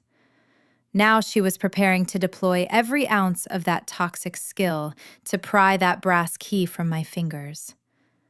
She wiped a stray tear from her cheek, forced her facial muscles to relax, and prepared to execute the most desperate, sickening pivot of her entire life. The formal legal reading was concluded, but the emotional warfare was just beginning to escalate. Denise leaned forward, her eyes locking onto mine, preparing to test the boundaries of a daughter she had already thrown away. The initial paralysis that gripped the conference room slowly began to thaw, replaced by a frantic, primal desperation. The reality of their destitution was finally penetrating the thick walls of my parents' entitlement. Warren remained anchored to his chair, his posture crumbling as he stared at the polished mahogany wood. He was a hollow shell of the patriarch who had marched into this law firm an hour ago. He lacked the fortitude to fight. Denise, however, was a different breed of survivor. She had spent over 30 years clawing her way up the social ladder of Ann Arbor, curating a flawless image of generational prestige. She was not prepared to surrender her country club status, her catered luncheons, or her designer wardrobe without launching one final, desperate offensive. Denise realized her husband was incapacitated by his own ruin. She realized her favored son was a fraudulent liability facing state prosecution. She calculated her remaining options with ruthless speed and concluded that her only viable path to survival ran directly through me. She pushed her chair back. The wooden legs scraped harshly against the heavy wool carpet.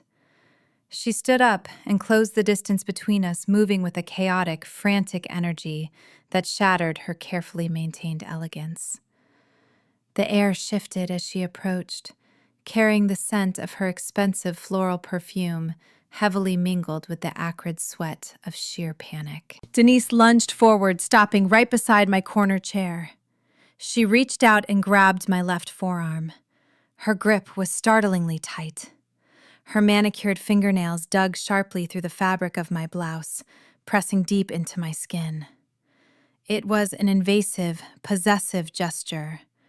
It was the physical manifestation of a woman trying to forcefully extract a lifeline from someone she had spent decades actively diminishing. I looked up into her face. The flawless matriarchal mask had melted away. A thick, dark line of expensive mascara was currently running down her right cheek, leaving a jagged black trail against her pale skin. Her eyes were wide and bloodshot, swimming with unshed tears. She stretched her lips across her teeth, forcing a sickeningly sweet, desperate smile that failed to reach her panicked eyes. It was a terrifying grimace, attempting to mimic maternal warmth. "Casey, sweetheart," Denise pleaded, her voice trembling with manufactured affection. Her tone was pitched high, fragile, and dripping with a sudden, unearned familiarity.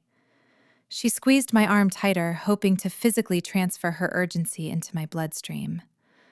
I kept my posture relaxed, my right hand still resting firmly over the antique brass key. I let her speak, allowing the absurdity of her impending request to fill the quiet room. "You know your grandfather was not in his right mind when he drafted this document." Denise continued speaking in rapid, breathless bursts. "His health was failing. He was confused. He did not understand the complex financial pressures your father is managing right now. This entire revised will is a terrible mistake. It has to be a clerical error. We are a family, Casey. Blood is thicker than anything else. We have to stick together during this tragedy." She paused, drawing a ragged breath, preparing to deliver her ultimate demand. "You have to sign the Traverse City House over to us," Denise whispered, her dark, smeared eyes pleading with mine. "You have to transfer the deed. Today. We need to liquidate that specific estate immediately.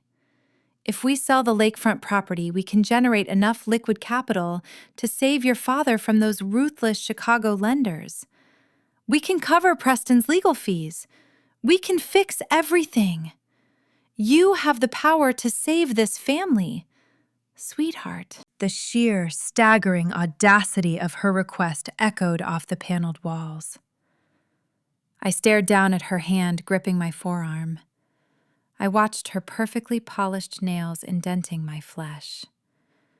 Then I lifted my gaze and looked deeply into her desperate, tear-streaked face. I felt no anger. I felt no sorrow. I experienced a profound, crystallizing clarity. Just 3 weeks ago, this exact woman sat at the head of a formal dining table. She had smiled with genuine, patronizing joy as she handed her son a leather folder containing over $1 million. She had then casually tossed a thin paper envelope containing a $500 hardware store gift card in my direction. She had expected me to feel grateful for the crumbs falling from her feast. She had openly mocked my stable career in the supply chain sector, labeling it a little warehouse job. Now the universe had inverted their reality. The golden child was a criminal liability. The arrogant patriarch was drowning in debt, and the daughter they had designated as the permanent family scapegoat was holding the keys to the entire empire. They wanted me to sacrifice my inheritance to rescue the very people who had gleefully engineered my exclusion. I did not raise my voice. I did not need to shout to establish my dominance. A whisper holds far more power when you are the one holding the sword. "Take your hand off me," I said quietly. My voice did not shake.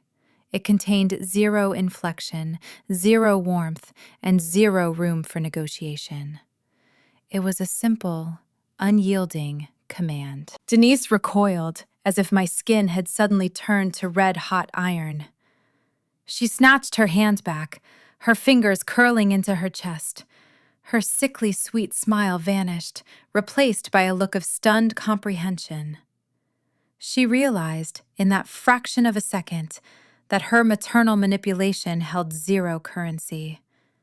The emotional buttons she had installed during my childhood were entirely disconnected. "You heard, Mitchell," I continued, keeping my gaze locked on hers. My tone was conversational, yet laced with a lethal finality. I prepared to serve up the ultimate poetic justice. I had held on to her specific words for 21 days, storing them for the exact moment they would inflict the most damage. "I am independent," I said, echoing the precise phrasing she had used at the dinner table. "I have my little warehouse job to keep me afloat, and Preston has a real future to figure out." I let my eyes drift away from Denise, aiming my focus toward my brother, who was still staring blankly at the mahogany table. Then I looked at Warren, whose face had sunk into his hands. "I am sure you will all adapt," I finished. The silence that descended upon the conference room was profound. The realization washed over all three of them in a visible wave. They had spent their entire lives treating me like a disposable background character in their grand theatrical production. They had pushed me out of their financial plans, their social circles, and their heated garages. They had systematically tried to erase my presence. Now the daughter they had marginalized was the sole owner of the ground they stood on. I owned the commercial lots where Warren operated his remaining business ventures. I owned the legacy they desperately craved. The balance of power was permanently sealed. Denise took a slow, shaky step backward. She bumped into her leather chair and collapsed into the seat, her posture defeated. The matriarch of the Bailey family had officially surrendered. She folded her hands in her lap, staring at the floor, unable to meet my eyes ever again. Preston remained mute. The tech visionary had run out of buzzwords. He possessed no pitch deck capable of securing an investment from his estranged sister. I shifted my attention back to the head of the table. I assumed the execution was finished. I believed the transfer of wealth and the subsequent humiliation was the final chapter of this legal proceeding. I was ready to gather my documents, take my brass key, and walk out of the law firm, leaving them to navigate their self-inflicted ruin. But the storm was not over. The true peril my father faced had not yet been fully exposed. Losing his inheritance was merely a financial inconvenience compared to the looming threat hovering over his head. Mitchell Gaines cleared his throat. The subtle sound drew every eye back to the head of the table. The attorney adjusted his wire-rimmed glasses, his expression remaining as stoic and unforgiving as a carved granite statue.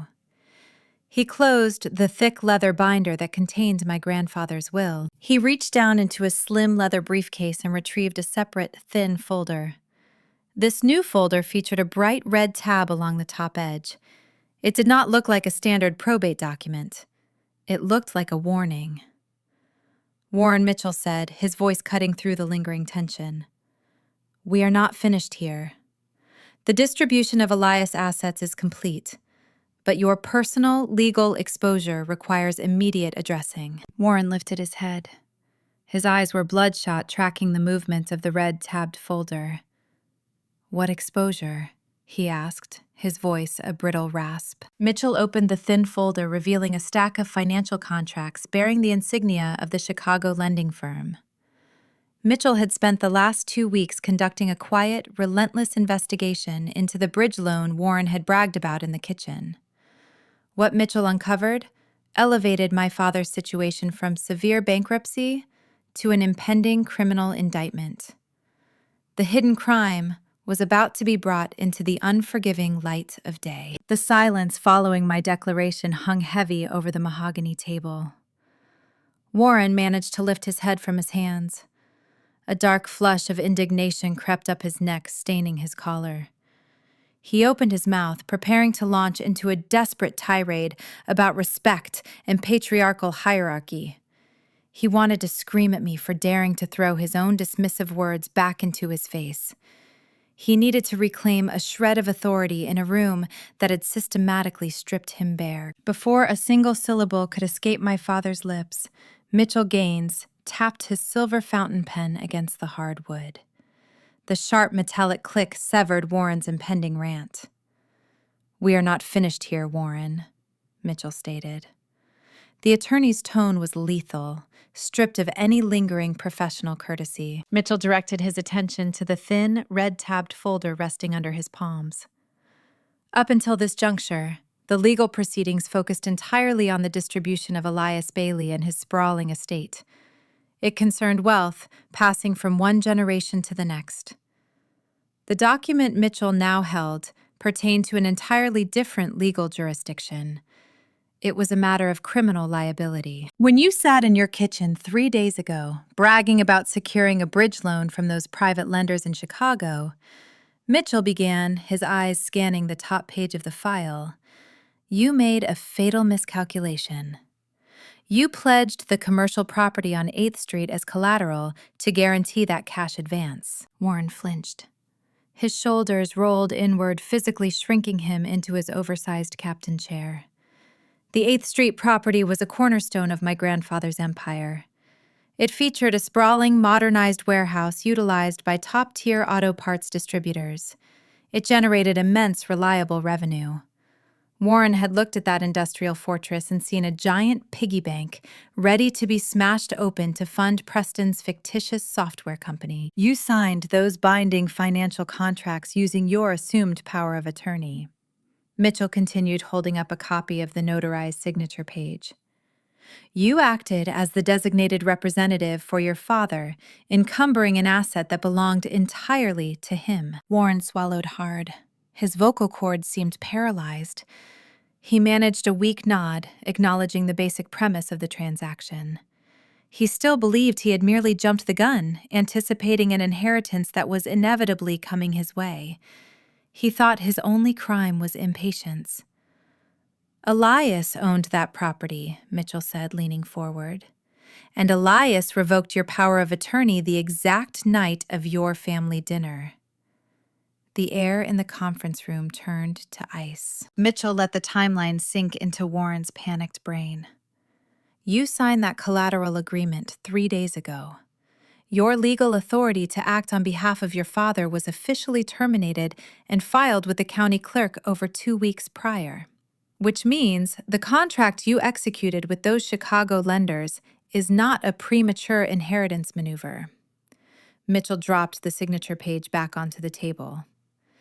It is legally classified as bank fraud. The room went dead silent. Denise let out a low, horrified moan, pressing both hands over her mouth. Her eyes widened in stark terror. The socialite facade was utterly destroyed. She was staring at a man who was no longer just a failed businessman. He was a documented felon. I watched my father process the magnitude of his catastrophe. The Chicago lenders were not a forgiving local credit union. They were hard money operators who required ironclad guarantees. They dealt in swift, brutal consequences when borrowers defaulted. Warren had handed them a fraudulent deed. He had taken their millions under false pretenses. A profound physical reaction overtook my father. His breathing turned shallow and rapid. A single, heavy bead of sweat formed on his chin. It hung there for a long, agonizing second, catching the fluorescent light. Then it detached, dropping straight down and landing with a dark stain onto his expensive silk tie. That tiny wet mark on the pristine Italian fabric symbolized the permanent ruin of his curated image. "You cannot do this," Warren rasped, his hands shaking against his thighs. He was practically begging the attorney. "I am his son. You cannot send those files to the authorities. It will destroy my life." "I am not the one who forged a legal document to secure a high-interest loan," Mitchell replied, maintaining his clinical detachment. "Your choices led you to this exact chair. However, your father anticipated this specific level of desperation. He understood you would inevitably try to leverage his life work to save yourself." Mitchell closed the red-tabbed folder and rested his forearms on the table. He delivered the final stipulation of Elias' grand design. "Elias instructed me to present you with a choice, Warren. You have exactly 30 days to pay off that fraudulent loan using your own independent resources. You must satisfy the Chicago lenders and clear the illegal lien you placed on Casey's property." 30 days, Warren choked out. "How am I supposed to generate $2 million in 30 days? I have nothing left." "You just read the will. I am penniless." "That is a problem you must solve," Mitchell countered. "If you fail to clear the title by the deadline, my office is legally bound by your father's explicit directives. We will submit the entire portfolio of evidence, including the revoked power of attorney and the forged collateral agreement, directly to the federal prosecutor." Denise began to weep openly. The sound was a pathetic, high-pitched keen echoing off the walnut panels. "You will not just face personal bankruptcy," Warren Mitchell finished his voice, dropping to a grave, resonant pitch. "You will be incarcerated. Federal wire fraud carries a substantial mandatory minimum sentence. I suggest you begin liquidating whatever personal assets you still possess. Your primary residence, your vehicles, your luxury watches, sell them all." My father slumped forward, resting his forehead against the cool mahogany wood. He looks like a man who had been struck by lightning. He was trapped. To avoid a federal prison cell, he had to surrender everything he owned to protect the daughter he had gleefully disinherited. He had to burn his own life down to the ashes to keep my inheritance pristine. The trap Elias engineered was a masterpiece of lethal symmetry. The formal legal reading was officially concluded. There were no further clauses to read, no additional surprises to unveil. Mitchell Gaines stood up, gathering the thick leather binder and the red-tabbed folder. He placed them meticulously into his slim briefcase, snapping the brass locks shut. Ms. Bailey Mitchell said, turning his attention to me, "My office will contact you tomorrow morning to begin the formal transfer of the deeds and the automotive portfolios. I look forward to working with you." "Thank you, Mitchell," I replied, standing up from my corner chair. I did not linger to offer condolences to the sobbing woman or the broken man at the table. I picked up my purse and the heavy antique brass key. I walked toward the heavy oak door, my steps firm and purposeful. The thick wool carpet absorbed the sound of my departure. I stepped out of the conference room and into the expansive reception area. The firm lobby featured sleek modern furniture and a polished marble floor. I took a deep breath, letting the cool, crisp air fill my lungs. The oppressive atmosphere of the meeting was behind me. I had survived the gauntlet and emerged holding the keys to my own destiny. But the gauntlet had one final pathetic hurdle waiting for me. As I walked toward the glass elevators, my brother Preston stepped out from a nearby corridor. He had bolted from the conference room moments after realizing his own fraud was exposed, leaving his parents behind to face the subsequent revelations. Now he stood blocking my path to the exit. The smug tech entrepreneur was entirely erased. In his place stood a terrified, cornered boy, trembling under the weight of his imminent destruction. He had spent his entire life relying on manipulation to extract resources from our family. He believed he could deploy those same tired tactics one last time to secure his salvation. He was preparing to test my boundaries, betting that familial guilt would override my common sense. He was about to discover just how impenetrable those boundaries had become. The transition from the oppressive mahogany conference room to the expansive reception area felt like stepping between two different dimensions. The law firm lobby featured sleek, modern architecture, characterized by polished white marble floors, brushed steel fixtures, and immense skylights that captured the relentless Michigan downpour. Cool, crisp air circulated through hidden ventilation grates, offering an immediate physical relief from the suffocating tension I had just endured. I navigated the wide corridor, my footsteps echoing softly against the stone, carrying the heavy, antique brass key inside my tailored jacket pocket. The metal pressed reassuringly against my hip, an undeniable anchor to my new reality. I expected a swift, unimpeded exit. I assumed the surviving members of my family were still paralyzed inside that meeting space, digesting their respective impending criminal charges. However, as I turned the final corner, approaching the glowing glass elevator bank, a shadow detached itself from the leather waiting chairs. Preston intercepted my path. The smug, sophisticated tech entrepreneur had been entirely erased. In his place stood a terrified, cornered boy trembling under the weight of his imminent destruction. He had spent his entire 34 years of life evading every conceivable consequence. Whenever he failed a college course, our parents blamed the professor. When he crashed his first luxury sedan, Warren simply purchased a newer model the following week. Accountability was a foreign language my brother never learned to speak. He possessed zero calluses, zero resilience, and zero capacity to handle authentic adversity. Now facing an active investigation by the State Fraud Division, there was no parental checkbook left to shield him. His safety net was shredded. Preston held a white paper coffee cup retrieved from the firm beverage station. His hands shook with such intense rhythmic tremors that the dark, roasted liquid sloshed violently over the plastic lid.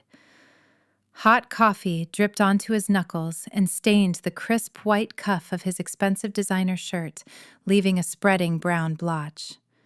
He did not even notice the burning sensation. His eyes were wide, bloodshot, and darting frantically, taking in my relaxed posture. He stepped directly in front of the elevator call button panel, utilizing his physical presence to trap me. He believed he could deploy his lifelong manipulation tactics one last time to secure his salvation. He was preparing to test my boundaries, betting that familial guilt would override my common sense. "Case," he stammered, his voice pitching into a pathetic, fragile register. The nickname struck my ears like a discordant piano key. He had not called me Case since we were children playing in the backyard before the toxic hierarchy of our household fully calcified. Using it now was a calculated strategy, a synthetic attempt to manufacture a nostalgic bond that had long since decayed. "You have to help me," Preston pleaded, lowering his voice into a desperate, conspiratorial whisper. The coffee continued to spill from his trembling cup, pooling on the pristine marble floor. "If the fraud division freezes my accounts, I cannot even afford a basic consultation with a lawyer. The feds are going to seize everything. Just float me a small loan against the automotive stock portfolio, just enough to mount a defense. I am your brother." The societal expectation screamed at me in that exact moment. It is a loud, pervasive cultural script embedded deep within the industrial Midwest. Blood is blood. You protect your family, regardless of their transgressions. Women especially are conditioned to serve as the emotional and financial caretakers for the broken men in their lives. The pressure to absorb his panic, to soothe his terror, and to write a check to fix his mess was a tangible, heavy force in the lobby. I examined his face. I studied the sweat gathering on his brow, the quivering of his lower lip, and the profound cowardice swimming in his eyes. He was not remorseful for deceiving our father or for stealing millions.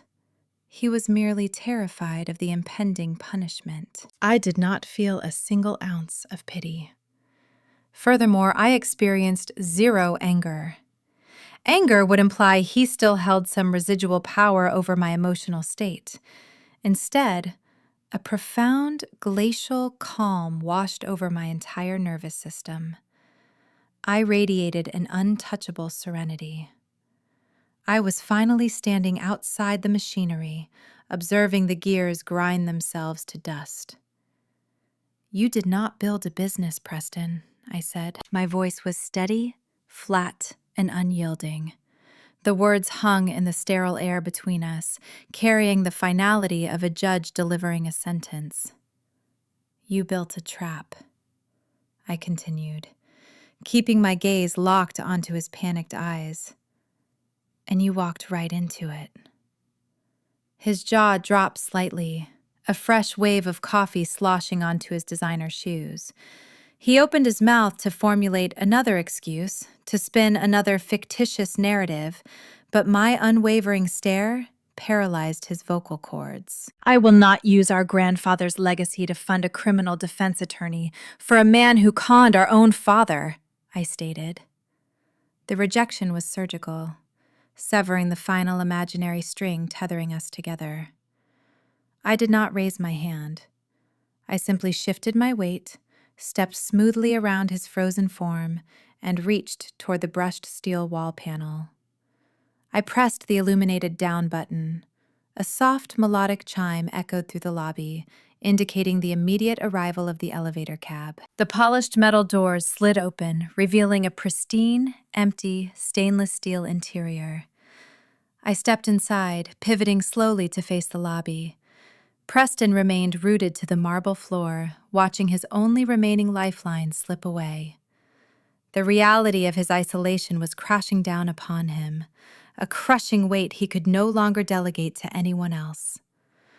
I looked at his ruined, stained outfit and remembered the haughty woman who had abandoned him just minutes prior. "Maybe Kendall will let you borrow her ruined shoes to walk to court." I offered my tone perfectly devoid of malice, simply stating a logical alternative. The elevator doors began their slow, automated descent, sliding together to seal the cabin. The very last image I registered was my brother's pale, horrified face, his mouth hanging open in silent despair as the steel panels clicked shut, locking him in his self-created purgatory. The cab descended swiftly, pulling me away from the top floor of the law firm. My stomach fluttered slightly from the drop, but my mind remained remarkably clear. The internal family warfare was officially terminated. I had established my borders and fortified them with iron. However, stepping out of the high-rise building and into the rainy Grand Rapids afternoon, I realized the external destruction was merely beginning to gather momentum. My father had exactly 30 days to clear a $2 million fraudulent debt before facing his own federal indictment. He possessed 0 assets, 0 leverage, and 0 remaining allies. The Chicago lenders were not men who respected grieving periods or legal delays. They monitored their investments with ruthless efficiency. By the time I navigated my Subaru back to the Ann Arbor estate to collect my remaining personal belongings, the theoretical consequences of Warren's actions were preparing to materialize into harsh physical realities. The false empire was already under siege, and the invading forces were arriving in heavy-duty vehicles, bringing the ultimate public ruin directly to the front lawn of the neighborhood they had once ruled. Within 30 days, the entire fabricated ecosystem my family had constructed detonated. The collapse was not a slow, elegant descent. It was a swift, brutal demolition.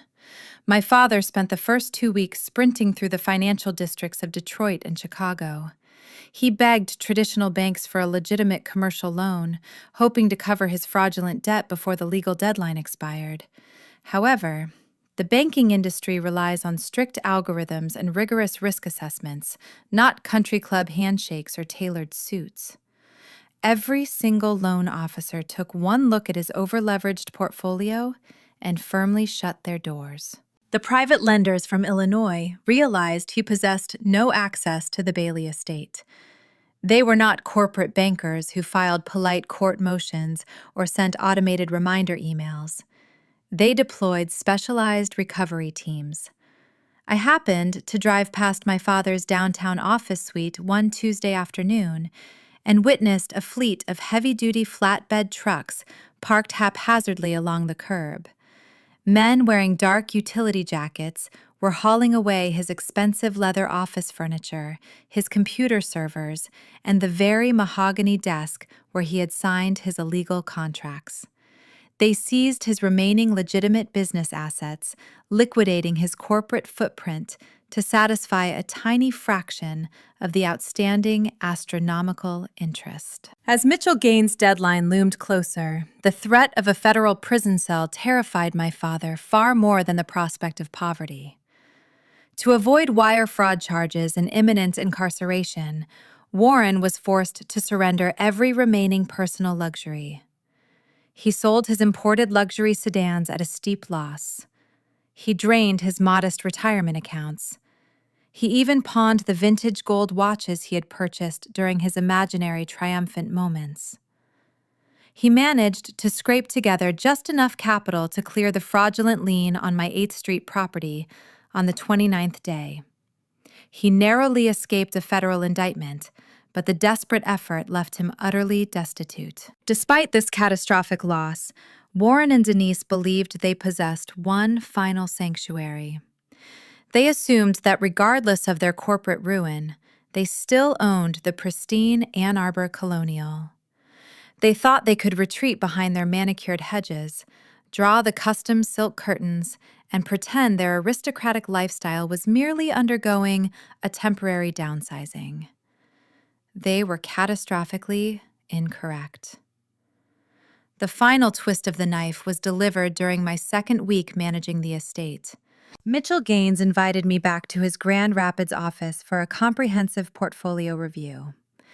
We sat at the same table reviewing thick stacks of property deeds and investment portfolios. Mitchell slid a plain manila folder toward me containing the residential holdings. I opened the file and stared at the official county registry document. The address listed in bold black ink was the exact Ann Arbor property where I had grown up. The deed did not belong to Warren. Elias had secretly purchased the underlying mortgage 7 years prior during one of my father's previous undocumented financial bailouts. My grandfather had paid off the bank and quietly transferred the title into his own holding company to prevent Warren from leveraging the house for another doomed venture. Elias had become the sole legal owner of their magnificent fortress, and as his sole heir, the deed now belonged to me. I was officially their landlord. I did not hesitate. I instructed Mitchell to draft an immediate notice to vacate. The legal paperwork was served by a county sheriff the following morning. 30 days later, the visual manifestation of their ultimate public ruin arrived on their front lawn. A large, bright yellow moving truck idled aggressively in the driveway. Its heavy diesel engine rumbled fiercely, sending thick clouds of dark exhaust into the crisp autumn air. The noise disrupted the quiet, affluent neighborhood, drawing the attention of everyone on the block. Neighbors stood on their wide porches, clutching their morning coffee, watching the spectacle unfold. The secretive shame my parents had tried to hide for years was now a public exhibition. I watched from down the street, parked inconspicuously in my reliable Subaru. Denise marched out of the front door, carrying cardboard boxes overflowing with designer clothing. Her pristine image was permanently shattered. The local country club had already revoked her membership, citing unpaid annual dues and the spreading scandal of her husband's collapsed firm. The wealthy women she used to host for catered luncheons stopped returning her phone calls overnight. Stripped of her immense unearned wealth, my mother was forced to enter the workforce for the first time in 3 decades. She secured a position managing a mid-level retail boutique in a suburban strip mall. The woman who once mocked my logistical career was now spending her days folding discounted sweaters, standing on her feet for 8 hours, and apologizing to impatient customers for expired coupons. My brother's situation was significantly worse. The state fraud division moved with terrifying efficiency. 10 days after the will reading, armed investigators executed a search warrant on his cheap, temporary apartment in Ypsilanti. They confiscated his silver laptop, his external hard drives, and boxes of falsified investor prospectuses. Stripped of his leased Porsche, his designer wardrobe, and his fabricated tech CEO persona, Preston was reduced to the barest elements of survival. While awaiting his criminal trial, he required an income to pay his court-appointed legal fees. He secured the only employment his ruined background check would permit. He took a job working the overnight shift at a massive e-commerce fulfillment center. The irony was practically poetic. The golden boy who had refused to dirty his polo shirt in our grandfather's garage was now wearing a neon reflective safety vest. He spent his nights scanning barcodes and hauling heavy cardboard boxes across a cold, concrete warehouse floor until dawn. He was enduring the exact grueling physical labor he had spent his entire life mocking. My parents and my brother had fashioned themselves as royalty, gazing down upon the working class from their imaginary ivory towers. They had treated honest labor as a disease to be avoided. Now they were entirely submerged in that exact blue-collar struggle. I sat in my car and watched the moving truck shift into gear. The heavy tires crunched over the gravel, rolling past the exact spot where Kendall had ruined her suede shoe. I did not drive over to gloat. I did not roll down my window to hurl insults or blast triumphant music from my stereo. True power does not require a noisy audience. I simply observed the turning gears of consequence. I did not reach out to offer a financial lifeline. They had not stumbled due to a stroke of tragic bad luck. They had not been pushed off a cliff by an unfair universe. They had painstakingly built a towering monument to their own deceit, climbed to the very highest pinnacle, and then collapsed under the sheer, crushing weight of their own arrogance. The machinery had operated exactly as it was designed to function. I left Ann Arbor in the rearview mirror without a single ounce of regret. I navigated my reliable Subaru northward, driving away from the manicured lawns and the suffocating pretense of my former zip code. The geography shifted dramatically as I crossed the state line, moving deeper into the rugged heart of Michigan. The sprawling suburban developments faded, giving way to the dense northern forests. The highway wrapped itself in a thick, protective canopy of ancient pine and towering cedar trees, casting long, cool shadows across the asphalt. I turned onto a secluded coastal road and caught my first glimpse of the sweeping, majestic views of Lake Michigan. The water was a deep, churning sapphire blue, crashing rhythmically against the rocky shoreline. This was the landscape my grandfather Elias loved. It was untamed and raw. It demanded respect. The air up here smelled different. It carried the crisp, sharp scent of fresh pine needles and cold, fresh water, replacing the stale, suffocating perfume of my mother's curated society luncheons. I pulled onto the long gravel driveway of the Traverse City lakefront estate and put the car in park. The property was breathtaking, but it required serious physical attention. Elias had spent his final years confined to a wheelchair down in Ann Arbor, leaving this northern sanctuary largely unattended.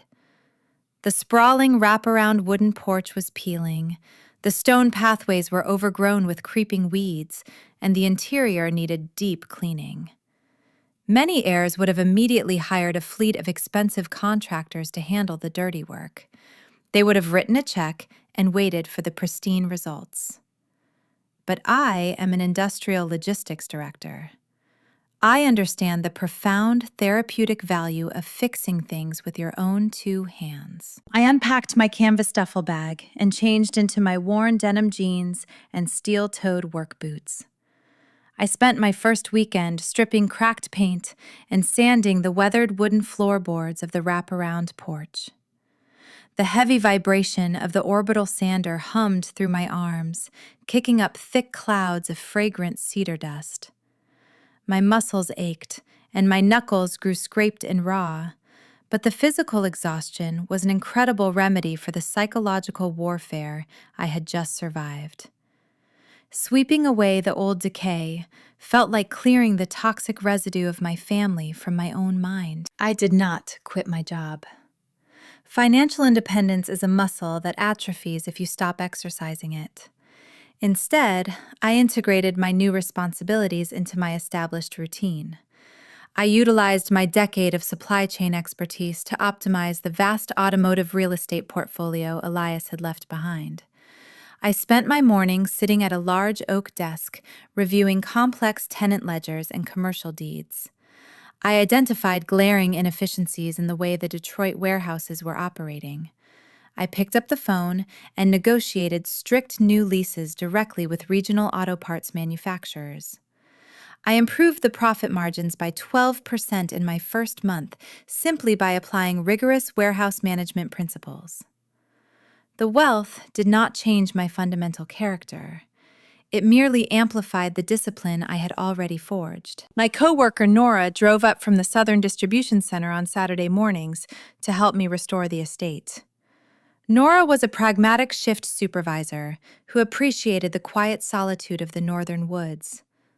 We spent hours side by side, brushing thick coats of waterproof sealant onto the cedar porch pillars.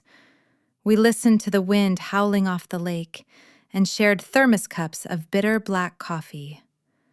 We did not discuss toxic family dynamics or criminal fraud investigations. We talked about freight routing schedules and the best methods for clearing brush. It was authentic human connection, built on shared effort rather than transactional greed. However, the ghosts of my past still attempted to haunt my new fortress. Narcissism rarely accepts a closed door without rattling the handle a few times. 2 weeks into my relocation, my phone buzzed on the kitchen counter. An email notification flashed across the screen bearing my father's address. Warren had the sheer, unmitigated audacity to send me a formal business proposal. He typed a long, winding message detailing his vast experience in commercial property management. He offered to oversee the Detroit warehouses for a monthly consulting fee of $15,000. He promised his insight would prove invaluable to my ongoing success. He wrote the message as if he were a respected industry veteran offering a generous favor, rather than a disgraced debtor who had just surrendered his own home to avoid a federal prison sentence. I stared at the glowing screen, reading the hollow words. He still believed he was the rightful king, attempting to govern my territory from exile. I felt a brief flutter of pity for his delusion, but I refused to let it take root. I moved my cursor over his contact information, clicked the settings icon, and blocked his email address permanently. The digital portal vanished into the ether. 3 days later, my phone rang while I was organizing the pantry. The caller identification displayed an unknown local number. I answered cautiously. A familiar, high-pitched weeping filled the receiver. It was Denise. Her voice was raspy and broken, stripped of all its former polished elegance. She sobbed into the microphone, detailing the horrific conditions of her new suburban life.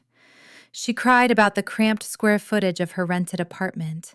She lamented the degrading uniform she was forced to wear at the retail boutique. She complained that the hot water pressure was entirely inadequate. She paused her frantic monologue, taking a sharp breath, expecting me to offer a sympathetic ear or a financial rescue package. I listened to the silence stretching across the cellular connection. I pictured her standing in a tiny linoleum kitchen, clutching her phone, hoping to manipulate her discarded daughter one last time. I did not offer a single syllable of comfort. I did not explain my reasoning or demand an apology. I simply moved my thumb over the red icon on the screen and disconnected the call. I blocked that number as well. The conflict with my relatives was officially over because I consciously stopped participating in their endless war. You cannot lose a battle if you refuse to walk onto the battlefield. Their desperate attempts to infiltrate my peace reminded me that boundaries must be physically enforced. I walked over to the kitchen island and opened my leather wallet. I retrieved the thin plastic rectangle my mother had tossed onto the mahogany dining table during that fateful Tuesday dinner. The $500 gift card to the regional home improvement store. She had intended it as a profound insult. She wanted to remind me that I was a blue-collar laborer, unworthy of true wealth. She handed me a weapon without realizing the caliber of the ammunition. I drove my Subaru into town and parked in front of the sprawling hardware store. I walked down the long, brightly lit aisles, smelling the familiar scent of cut lumber and industrial adhesive.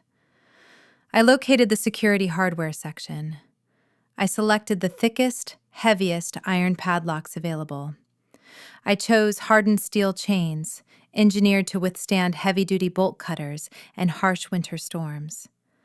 I gathered thick metal brackets and weatherproof deadbolts. I carried the heavy basket to the cash register and handed the clerk the plastic card. The balance covered the entire purchase, leaving a few dollars to spare. My mother had unknowingly funded the exact mechanisms I would use to lock her out of my kingdom forever. It was the ultimate payoff to her petty cruelty. I returned to the estate just as the late afternoon sun began its slow descent toward the horizon. I carried the heavy hardware down the long gravel driveway toward the towering wrought iron gates that marked the entrance to the property. I wrapped the thick steel chains around the intricate metal bars, pulling them taut against the stone pillars. I fed the thick iron padlock through the steel links. The frigid air blowing off Lake Michigan bit into my cheeks, but I felt a radiating warmth building in my chest. I pressed the iron shackle down into the locking mechanism. The sharp, metallic click echoed into the quiet forest. It was a crisp, definitive sound. It was the sound of a closing chapter. I walked back up the gravel path and stepped onto the newly painted cedar porch. The smell of fresh pine sap mingled perfectly with the scent of the waterproof sealant. I sat down in an old wooden rocking chair facing the vast expanse of the lake. The sky was transforming into a breathtaking canvas of deep, bruised purples and vibrant, burning oranges. The sunset was bleeding into the dark, churning water, reflecting a fiery glow across the horizon. I wrapped my hands around a warm ceramic mug of coffee and took a slow, deep breath.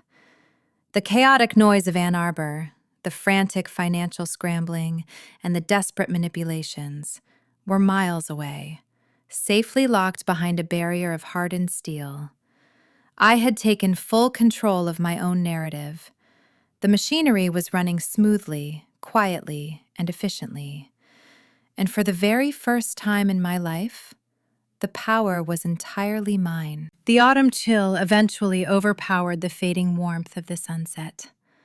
The wind blowing off Lake Michigan carried the sharp, biting promise of an early winter, pushing through the towering pine branches. I stood up from the wooden rocking chair and walked back inside the Traverse City estate, closing the heavy glass door behind me. The interior of the house was vast and quiet, characterized by soaring timber ceilings and a towering river stone fireplace. It felt immense, but it did not feel empty. The space possessed a distinct, grounding energy. I spent the remainder of the evening unpacking a few cardboard boxes located in the master bedroom. These boxes contained the personal effects my grandfather Elias had kept in his Ann Arbor suite. I had transported them up north, intending to sort through his life with the respect he deserved. I opened a tall wardrobe constructed from dark cherry wood.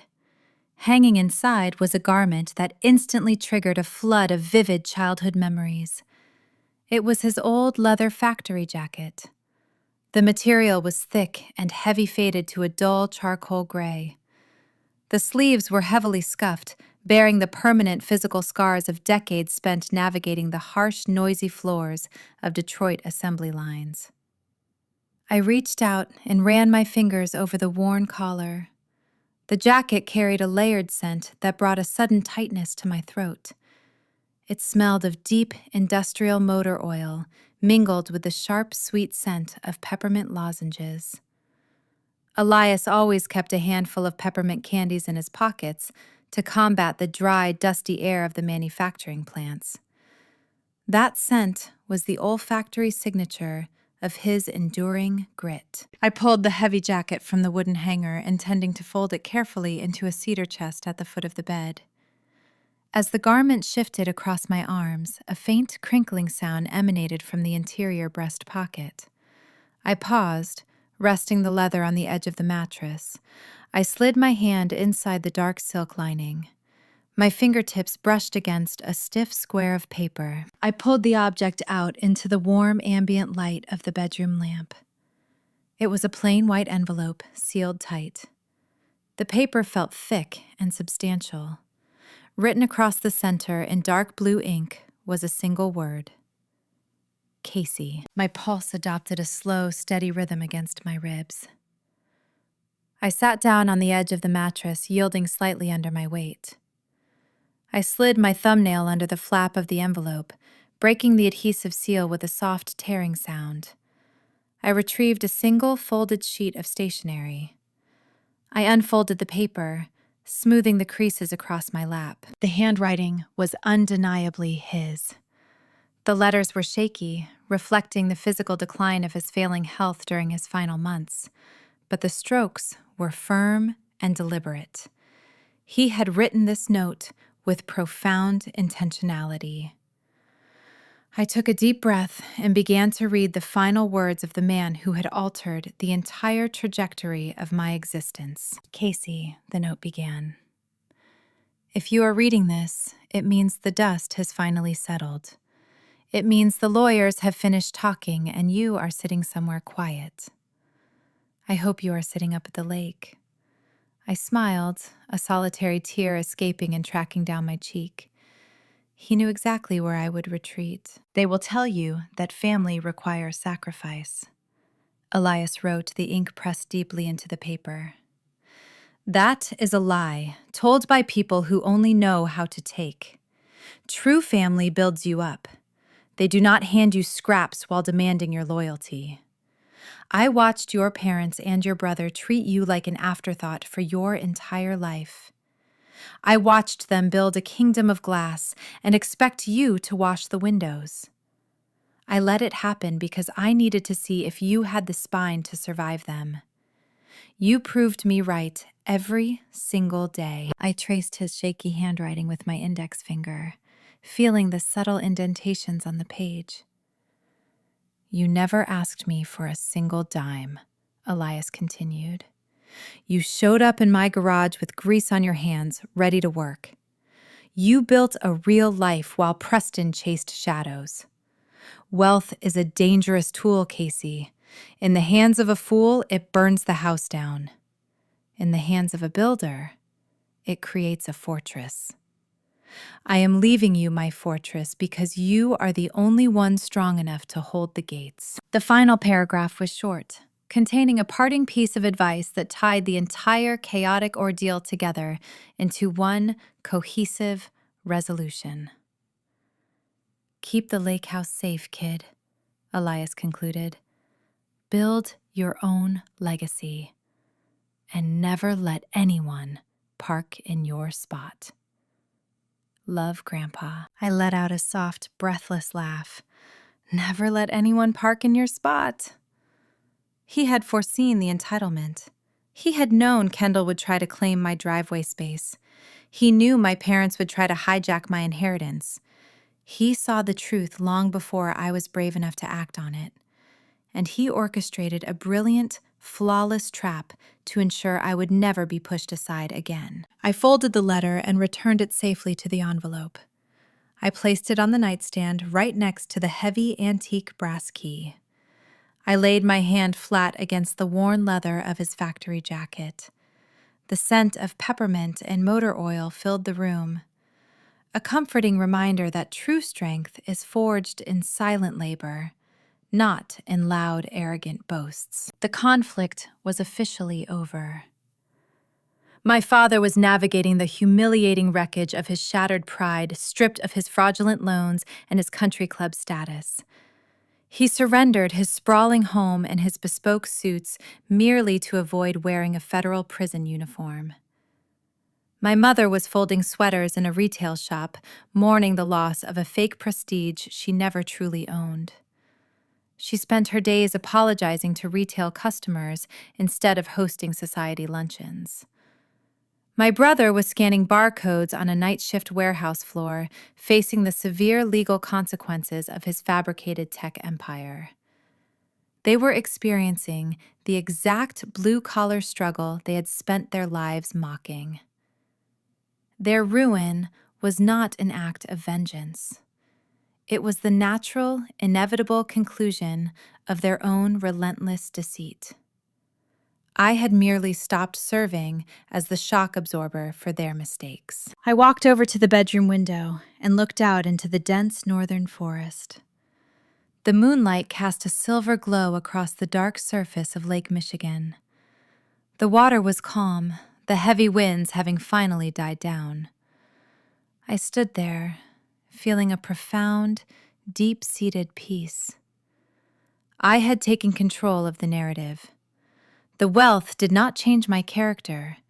It amplified the independence I had already built.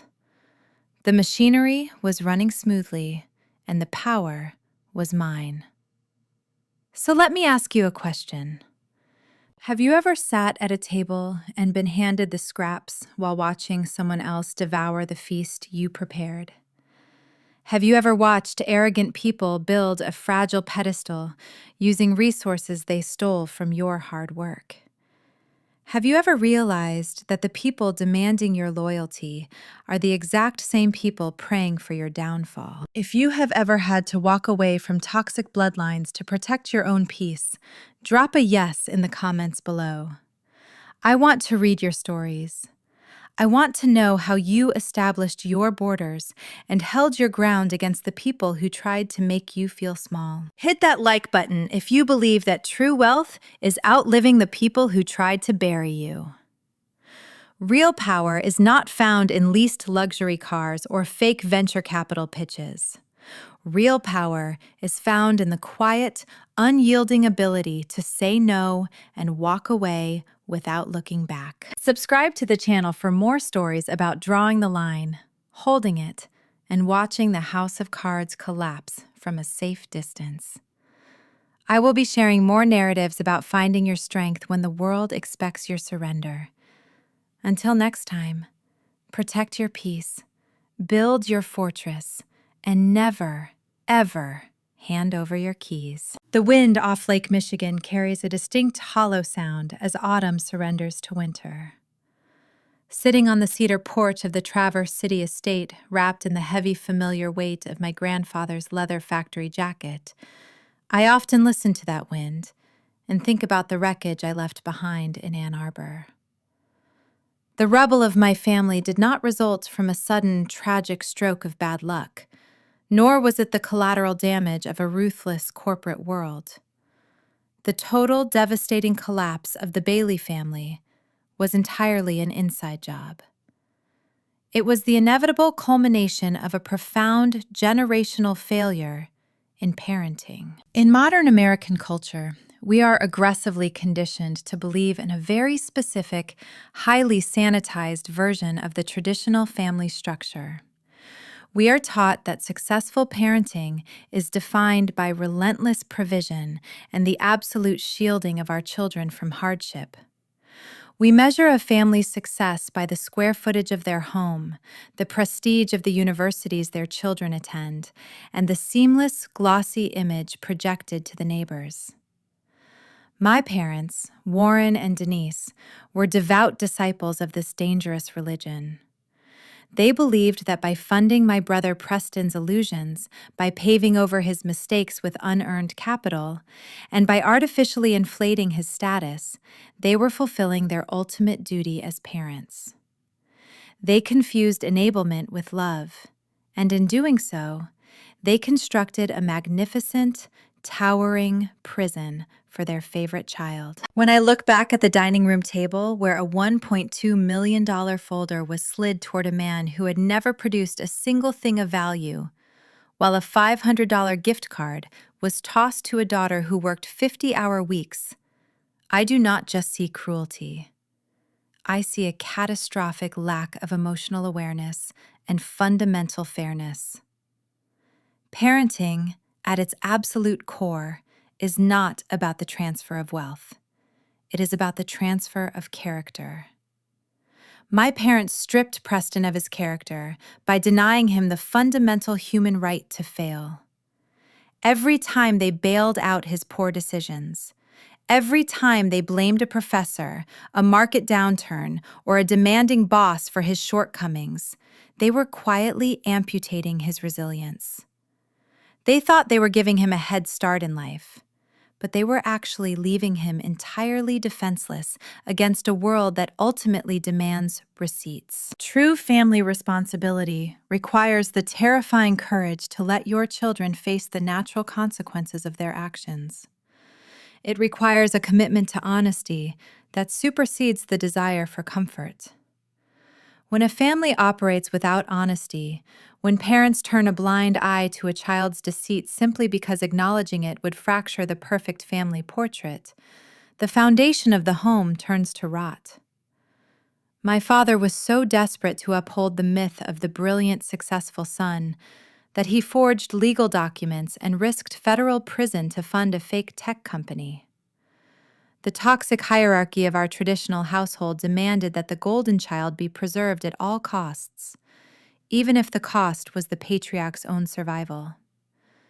It was a spectacular, tragic display of misplaced loyalty. Conversely, the lack of fairness I experienced was ironically my greatest inheritance. By constantly pushing me to the margins, by treating my blue-collar logistics career as an embarrassment, my parents inadvertently forced me to cultivate my own independent strength. They denied me the poison chalice of their conditional support. I had to learn how to navigate the cold, industrial realities of Michigan's supply chains without a safety net. I had to build my own emotional fortitude because there was no warm, supportive embrace waiting for me at home. The pain of being the family scapegoat is acute and deeply isolating, but it is also a crucible.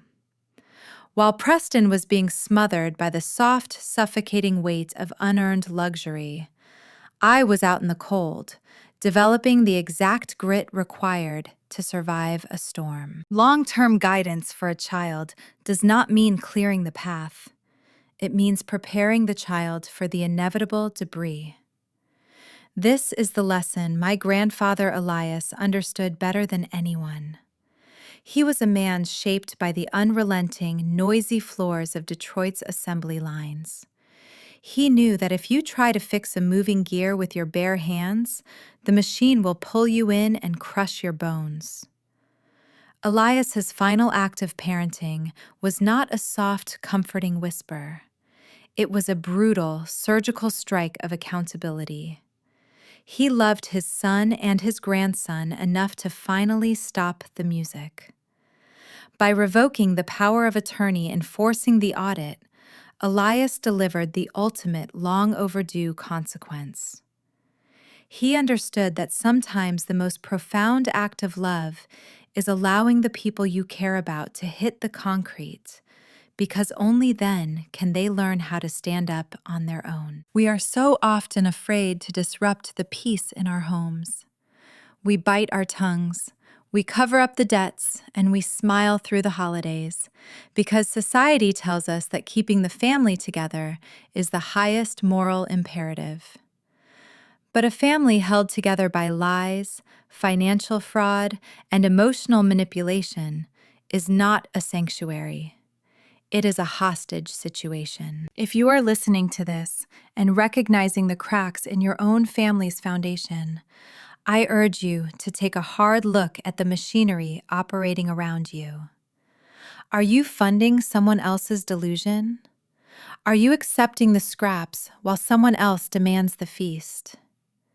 If my story has resonated with you, if you have ever had to walk away from a toxic bloodline to forge your own path, please subscribe to Jessica Told Stories. Here we share the raw, unfiltered narratives of people who chose truth over tradition. We explore the difficult boundaries that must be drawn when the people who are supposed to protect you become the people you must protect yourself from. There is a pervasive, almost sacred belief in American culture that a parent's unconditional love must equate to unconditional rescue. We are told that blood is thicker than water and that a family's primary directive is the preservation of its members at any cost. But as I sit here on the porch, listening to the dark, churning waters of the Great Lakes, I have come to realize that this conventional wisdom is a dangerous fallacy. The ultimate duty of a parent is not to shield a child from the world, nor is it to sacrifice one's own integrity to cover a child's sins. The truest, highest form of family responsibility is absolute, unyielding accountability. To love a child conditionally, based on their ability to project an image of success, is a quiet form of abuse. But to love them enough to let their fabricated worlds collapse is an act of agonizing grace. We spend our lives terrified of the fire, doing everything in our power to extinguish the flames before they touch the people we share our DNA with. We believe that preventing the burn is our moral obligation. But what if the fire is exactly what is required? What if the ashes are the only place where something real can finally grow? Perhaps the most radical, devastating truth about family is this: Sometimes the only way to save them is to lock the doors, step back, and simply let it burn.